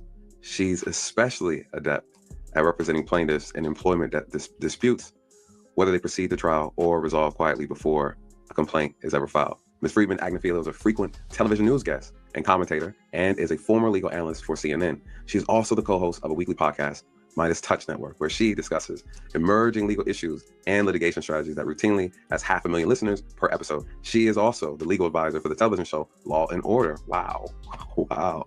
Ms. Friedman Agnifilo I love is Law a and graduate Order. of University of California, Los Angeles, and Georgetown University Law Center. Ms. Friedman Agnifilo is a warrior attorney, one not to be trifled with. Jeez, you guys.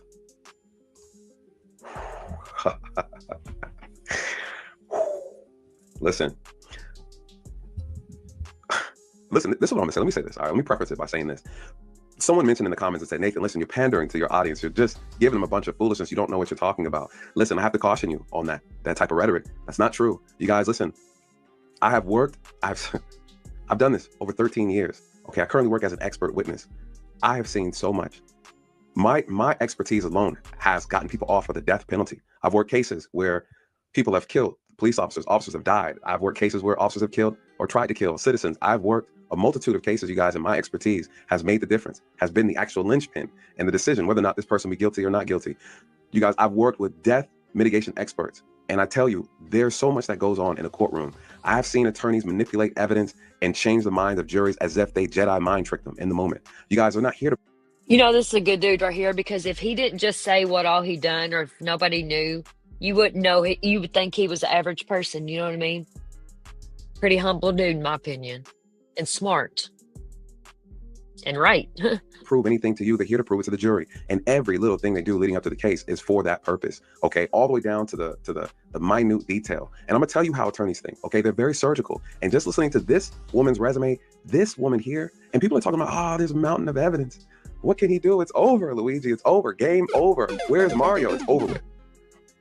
Slow down, Skipper. Slow down. It's not like that. Not Listen, Mario. This is a grade tier 1 law firm. Her husband is representing P. Diddy, okay? The diddler himself, okay? The baby oil master. This isn't your everyday law firm, you guys. A mountain of evidence to them is simply, how long a rope do we need? They're always willing to climb, and they expect the challenge. You guys, they don't become top tier because they cower away from clients who have a mountain of evidence. You guys, they are experts of getting criminals and offenders, alleged criminals, off. This is what they do. There are plenty of people we know for a fact committed the crime, and they hire the right attorney, and they're out here skating in the sunset, living in complete infamy. Okay, so again, this is where law firms make their names, by winning big cases. It doesn't matter what the amount of evidence, it's irrelevant. You know why it's irrelevant? Because in these cases, you'll find corruption, you'll find tampering of evidence, you'll find prosecutorial misconduct, you'll find all types of foolishness that they can take and exploit. You'll find improper evidence handling. You'll find fraudulent activity. You'll find, guess what? Lies, doctoring of evidence. You'll find all kinds of things, mishaps. And they take those things and exploit it. They look for a weak link and they exploit it, you guys. This is what makes these attorneys so good. They're bloodhounds. They're word wizards, okay? They sent the Jedi mind trick on juries all the time and it works. Okay, so this isn't about propaganda. This is about thinking outside the box. This is about being able to look at evidence and dig deeper, go beyond it, ask the right questions, and also question the right people. For example, when someone hires me as an expert witness, they want me to examine police policies, procedure, behavior, use of force. Where did they go wrong? What should they have done different? How can we exploit certain things? Listen, I can take evidence right now that's being presented in this case and give you a whole analysis. What would an attorney say? How would they look at it? What would they ask me to do? Listen, something as simple as, what do we have? What are the challenges that she faces? Let's start there. She faces his face, okay? The face is a challenge, the eyebrows, the eyes, okay? The clothing, that's a challenge she has to overcome. What else? The fingerprint on the cell phone, fingerprint on the water bottle, okay? Fingerprint on the kind wrapper, okay? The video evidence, okay? The evidence inside the hostel, okay? The changing of clothes, him riding his bike off into Central Park. You know, where's the bike? The book bag that was located, what was in it? You know, has the evidence been tampered? She has a lot to go through. You guys, what is she doing on day one? She's getting her experts together. She's making phone calls. Hey, what do you have? Tell me what, okay, send me this. Let's do this. Let's process that. I need to see the evidence myself. I want to see it. I want to see how it was handled and see how it was processed. Listen, we can go right here with the bottle. Okay, we can go right here with the gun. We got the video. Something as simple as you find out the man's left-handed, but then he raised the gun with his right hand. You guys, all those things are being picked apart. You can use that. All right, you can use that. Something as simple as the bottle. Let's talk about the bottle. in actuality, you want to bring in doubt, right? So you could say, okay, well, how do you argue the print on the water bottle? I'd be like, well, what if Luigi was there the day before or last night? He picked the water bottle up and put it back down, and his prints are on the bottle, right? And it just so happened it was saying picked up by the suspect the very first thing next morning. They'd be like, that's impossible. Well, did you check the camera and see? My client said he was there. And guess what? You go to the Starbucks and they don't have camera footage for that day. You guys, I'm telling you, but this is how attorneys who are slick, this is how they think. Because I'm like, okay, so my client is saying that he went to that Starbucks. Why would he not go to Starbucks? His favorite place to go to Starbucks. He goes to Starbucks. He said he picked up a bottle, so his prints would be on the bottle. What are the odds that he put the bottle back? And the very next morning, the suspect goes and grabs that same bottle, and it has my client's prints on it because the suspect was wearing gloves, so of course his prints aren't on it. He picked up the kind bar too. I mean, he touched stuff, right? So again, not saying that that'll happen. I'm just saying that. But when you are in these spaces, this is how you try to create alibis and techniques, and this is how you try to evade and bring doubt into the case. And I think the most creative attorney is the one that comes out on top. So anyways, you guys, I'm not gonna let this be too long. What I'll do is I'll actually do a video breaking down probably each particular evidence and giving you examples of how you can actually defend or try to discredit, okay, some of the evidence. I'll probably do that. I think that'll be a good video to do and get you guys' opinion on it. Even some things, if I were to look at it as an expert witness, what type of things I would ask, and then how I would question, and then what my counter argument would be as far as how the evidence was obtained. So anyways, you guys, let me know what you think. Do you think she is the right person for the job? Do you think she can get the job done? What do you think her argument is going to be? She's a wealth of knowledge and she has a lot of resources behind her. Can she pull it off? What would the game plan be? I don't know. Oh yeah, I think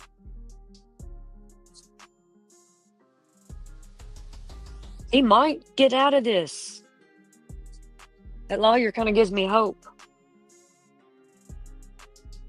Then you got Alan Bragg in there.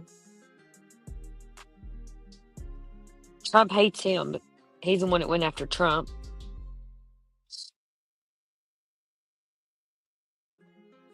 I want to show y'all this, his legal fund they got going for him. I'm going to switch over here, look.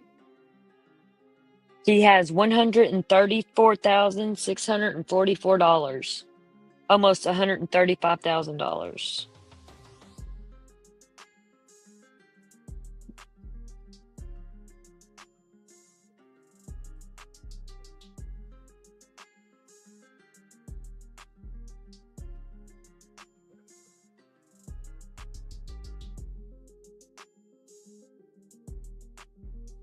$4,737 people have given to him.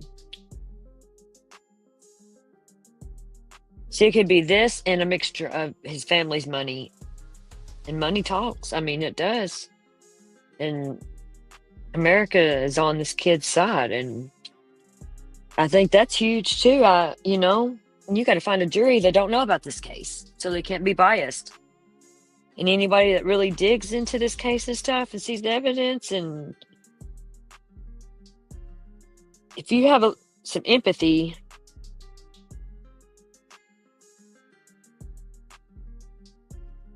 you know, it's gonna be hard.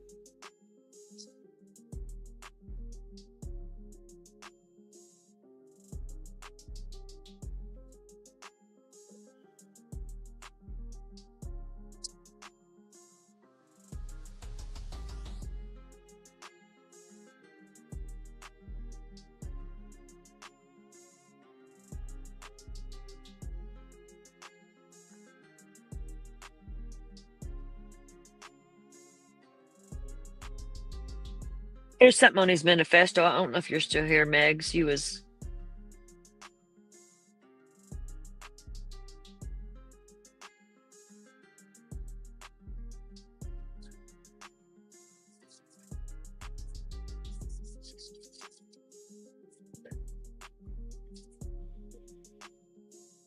I have it actually, but we'll listen to this. Then I'm going to jump up here probably. Let's see. Is funded by viewers like you. Please support our work at democracynow.org/give. We turn now to look more at Luigi Mangione, the 26-year-old accused of killing United Healthcare CEO Brian Thompson as he walked to a shareholders conference in New York City on December 4th. Mangione remains in custody in Pennsylvania as he fights extradition to New York. He's hired the prominent lawyer Karen Friedman Agnifilo to represent him. She is the former second in command of the Manhattan District Attorney's Office. The defense fund for Luigi Mangione has already raised over $100,000 in the latest sign that he's become a folk hero to some. On Sunday, Senator Bernie Sanders appeared on Meet the Press and talked about why there is so much anger directed at the health insurance industry. What you have seen rising up is people's anger at a health insurance industry which denies people the health care that they desperately need while they make billions and billions of dollars in profit. So killing anybody, shooting somebody in the back who's the father of two is outrageous. It is unacceptable. Nobody should applaud it. I know Senator Warren did not. But I think what we need to ask ourselves when we talk about healthcare is why we are the only major country on earth not to guarantee healthcare to all people, why we have a life expectancy which is significantly lower than in other countries, why working class people die 5 to 10 years shorter than the people on top. We're joined now by the investigative journalist Ken Klippenstein. I think there is hope for Bernie Sanders. Besides Bernie and his mittens saga, go Bernie, you know? AOC fucking stood up for him too. I love it. He's broken several stories on the killing of the United Healthcare CEO. He was the first to publish Luigi Mangione's full manifesto. He also obtained leaked internal documents detailing United Healthcare PR campaign in response to the shooting. We welcome you back to Democracy Now!, Ken. When we say that you were the first to publish the manifesto, you weren't the first to get your hands on the manifesto. In fact, most media had their hands on it. Explain how you made that decision to publish it when they were withholding it. That's exactly right. The major media outlets from the New York Times to the Post, CNN, ABC, all had their hands on this document, were sitting on it, sharing it with themselves socially, which I know from my friends at these various outlets, but refused to provide it to the general public. And so when I obtained the document and read through it, I didn't see any reason not to publish it. And so I went ahead and did that in response to what I saw as media paternalism at its worst. The judgment that this is safe for us to read, but it's not okay for the public to read. Ken, in that manifesto, what do you think were some key portions that were most newsworthy that the public deserved to know about? The overwhelming focus on the healthcare system as an institution. That's not, of course, to say that it's okay to kill somebody. I think that goes almost without saying to advance those goals. But to see in this the fact that it wasn't just a completely random act of violence, as in fact the major media repeatedly asserted it was. If you look at, there's one particularly egregious case by CNN in how they were trying to paraphrase the contents of the document, again, without providing the underlying document to the public to come to their own conclusions, saying that in this are the rantings and ravings of a crazy person. When you read through that document, which wasn't that long, but it's very clear from it that this individual was motivated by grievances about the healthcare system. And so that's why it's important to get that out to the public. I think that if you ask these major media outlets why they didn't do that, the explanations fall along roughly 2 lines. One is that it's not safe for the public to have this. It might inspire copycat killings. I think that's similar to saying, violent video games are going to cause children to shoot up schools. I'm very skeptical of that. But in addition to that, what I found in the course of my reporting on that document was that there were deals that were struck with law enforcement, which furnished this document to various media outlets, in which they were essentially blackmailed into not releasing these records because they didn't want to alienate the sources that they depended on for not just this document, but other exclusives. You also looked at how United Healthcare responded to the dam breaking on the immense anger directed at the healthcare industry after the killing of Brian Thompson. You've said the media is largely tone deaf. If you can go over the second information that you received, which was the internal documents of United Healthcare responding to this assassination and to the anger in particular at the healthcare industry that it unleashed.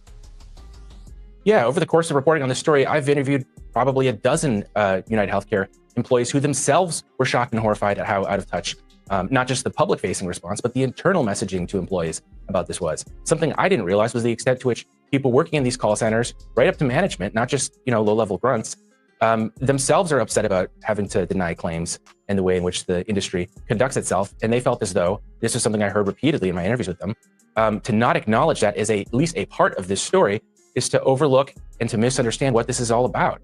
And so they're getting their own internal messaging saying, everything's fine. Much of this changed around Thursday or Friday when the New York Times chose to publish an op-ed by the CEO of United Healthcare's parent company, United Health Group, CEO by the name of Andrew Whitty. And it was only at that point, just a few days ago, that the tone sort of shifted towards I feel your pain, I understand that healthcare is far from perfect. But prior to that, there was very little in the way of recognition and acknowledgement of the public's anger, not just on the part of United Healthcare, but on the part of the news media as well. And let's talk a little about how the other aspects that the corporate media has missed in this story. You delved into the legal problems facing United Healthcare CEO Brian Thompson before he was killed. Talk about the Hollywood Firefighters Pension Fund and the lawsuit that they had going. Yeah, so in May, the Hollywood Firefighters Pension Fund filed a lawsuit against United Healthcare, the deceased United Healthcare CEO, alleging that he had engaged in insider trading and fraud in relation to a Justice Department investigation that was recently launched into the company for allegedly anti-competitive practices, which the then CEO Brian Thompson was aware of, had knowledge of, and did not disclose to either the public or investors, and ended up selling, I think, over $10 million of his own private, personally held stock in the company before disclosing that to the public, which has the effect of benefiting him, but hurting the rest of the shareholders, which aren't just rich investors. That's also pension funds and retirement funds who don't have the benefit of that knowledge to make decisions on.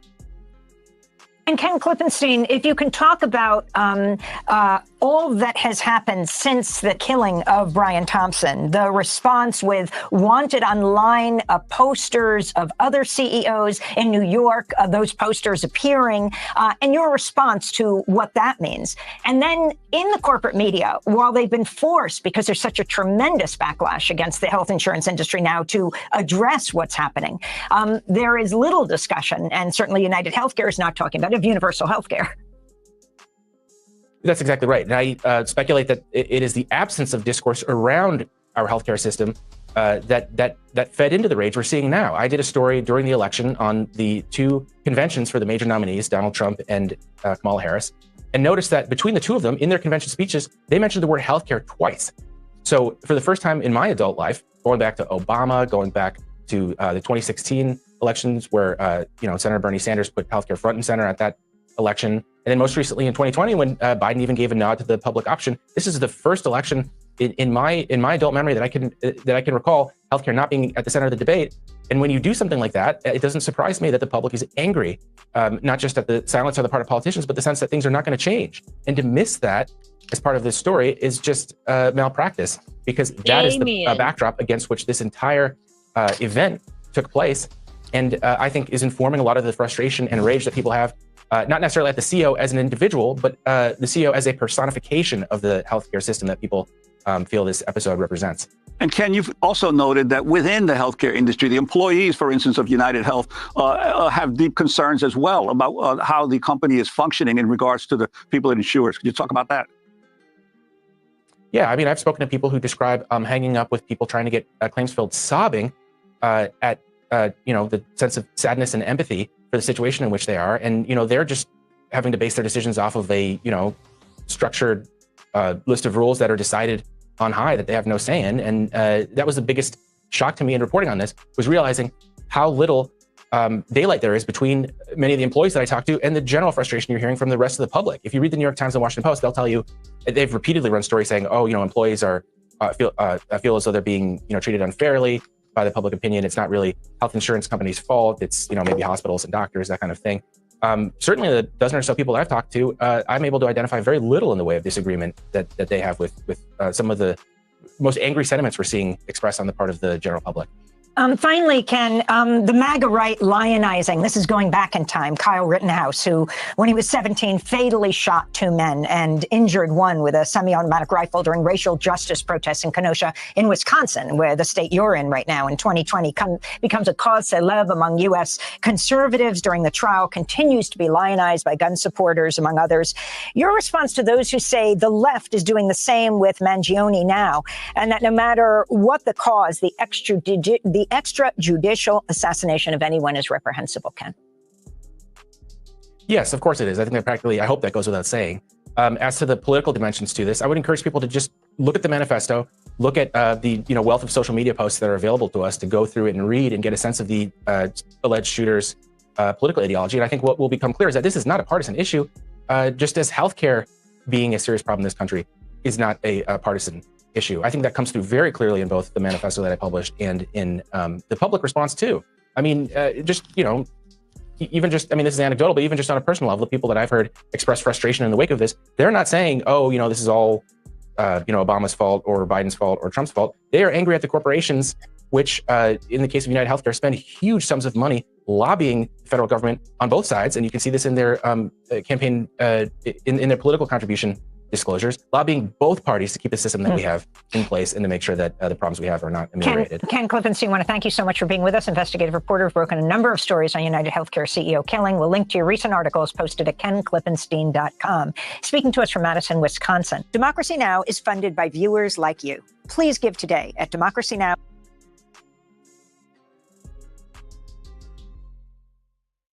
Interesting. Let's see here. I still lean toward either the political stuff or, well, at MK Ultra, CIA. It's got CIA fucking deep state all fucking over it. I'm sorry, it does. In my opinion, allegedly. Let's see here.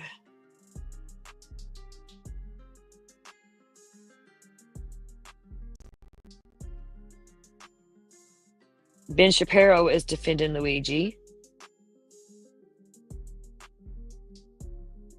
I don't know, there's something I'm looking for.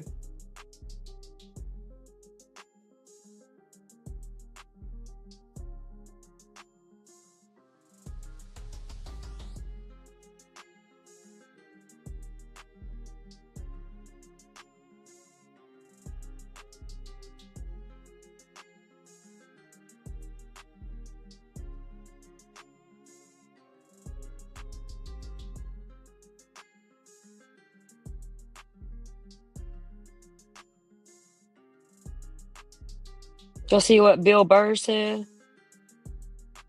That was pretty wild. Let's see.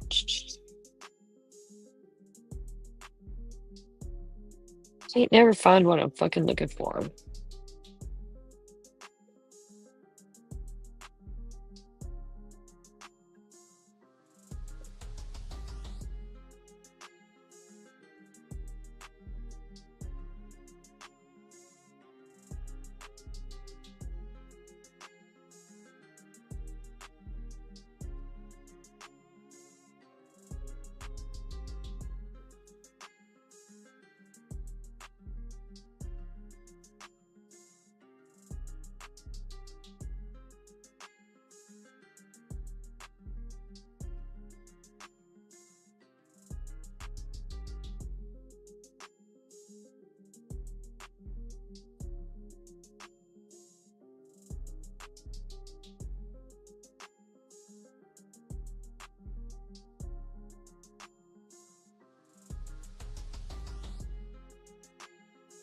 Well, fuck.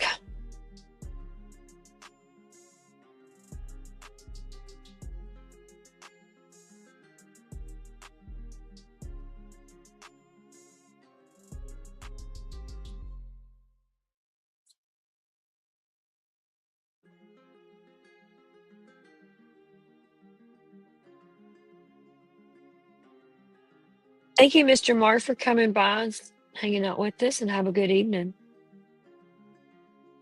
I'm probably going to end it myself.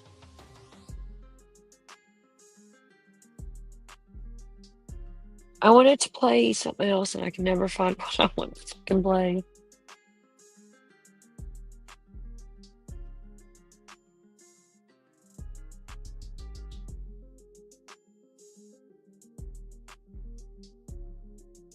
Never, never.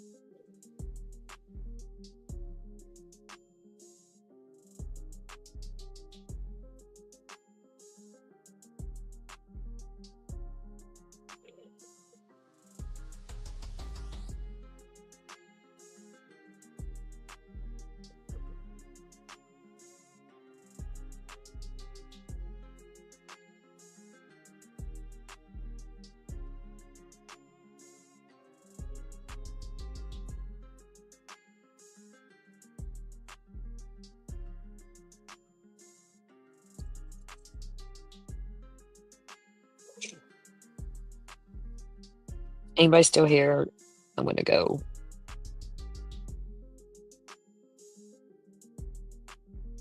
I can't remember. Can't remember the story of my fucking life. I think it was on Mike King's. Do y'all watch Mike King? I like him. Or his channel's name is Profiling Evil, I think. Yeah. He digs into cults and stuff. He's pretty smart.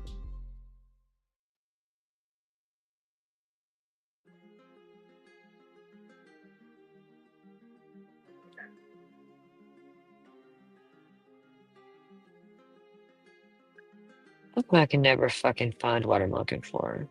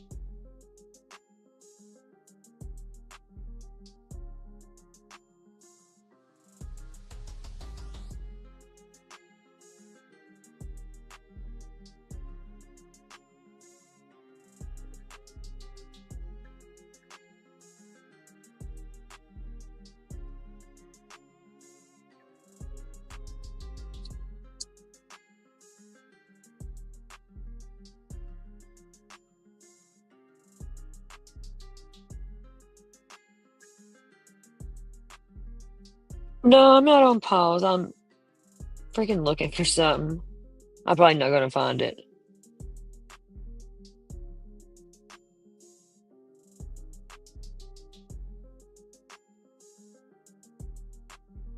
I need to start writing shit down probably on this stuff.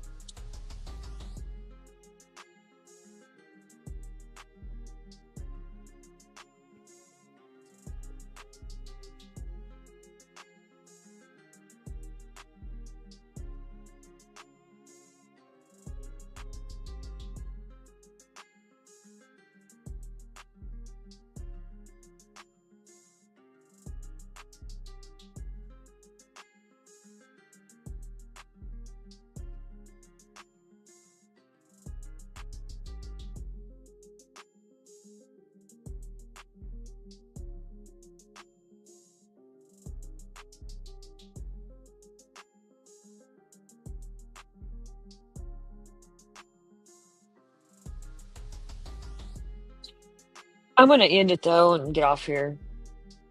I'll find what I need on my next one. Yeah, I've been on here longer than I wanted to be. Oh, I'll play a song.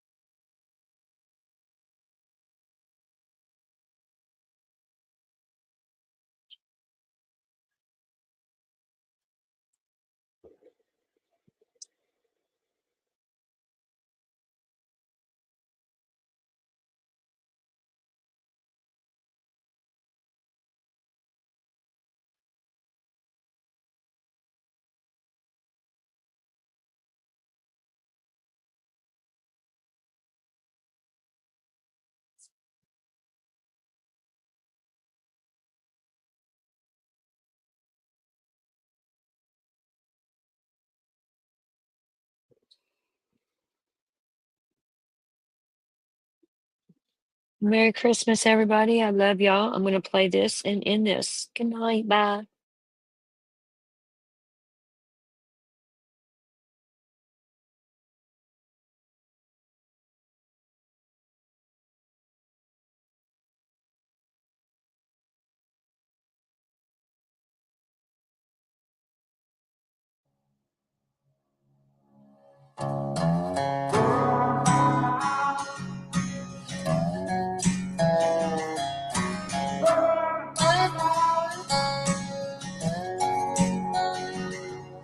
I love my country, love my freedom, fuck a welfare, now I don't need them. Shotgun race from the woods to the plate, ain't never went hungry, ain't never too late. So come around here, son, running your mouth. You can fuck around and find out. You can fuck around and find out. You may make it through the snakes, snares, and alligators, but once you get to the gate, you can't depend on your waiters, cause you'll be over your tater. I'm talking growing tomatoes, feeding the worms I fish with later. I'll have a fish stick plate over a 6-foot grave before I take a knee as our anthem plays. My hands on my heart, I stand on what I say, and my Second Amendment handles what I can.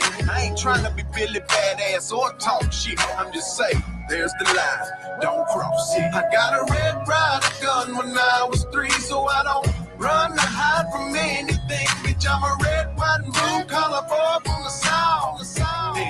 You can fuck around and find out. I love my country, love my freedom, fuck a welfare, now I don't need them. Shotgun race from the woods to the plate, ain't never went hungry, ain't never too late. So come around here, son, running your mouth. You can fuck around and find out. Oh, Jay. You can fuck around and find out. If they looking for me, well, they know where to find me. I'll be half drunk, strapped up in a whitey. I can show you if it's needed. When you see it, you'll believe it. If you don't love it, you can leave it. Michael Jackson, you can beat it. F-A-F-O, I teach you how this game go. Different joints, same smoke. Wake up, wear the same clothes. Real redneck, I'm a piece of white trash. Blue collar boy, but my lady's high class. Got the music way up loud with a cigar in my mouth. Fuck around and come find out how we do it in the South. Ain't saying nothing, but you running that mouth. I never take a handout, I'm too damn proud. I'm a son of the dirty South with a truck seat high and these straight pipes loud. This land of freedom, double barrels in case we need. Man up, we'll sit your ass down. We done talking, fuck around and find out. Love my country, love my freedom, fuck a welfare, now I don't need them. Shotgun race from the woods to the plate, ain't never went hungry, ain't never too late. So come around here, son, running your mouth. You can fuck around and find out. You can fuck around and find out.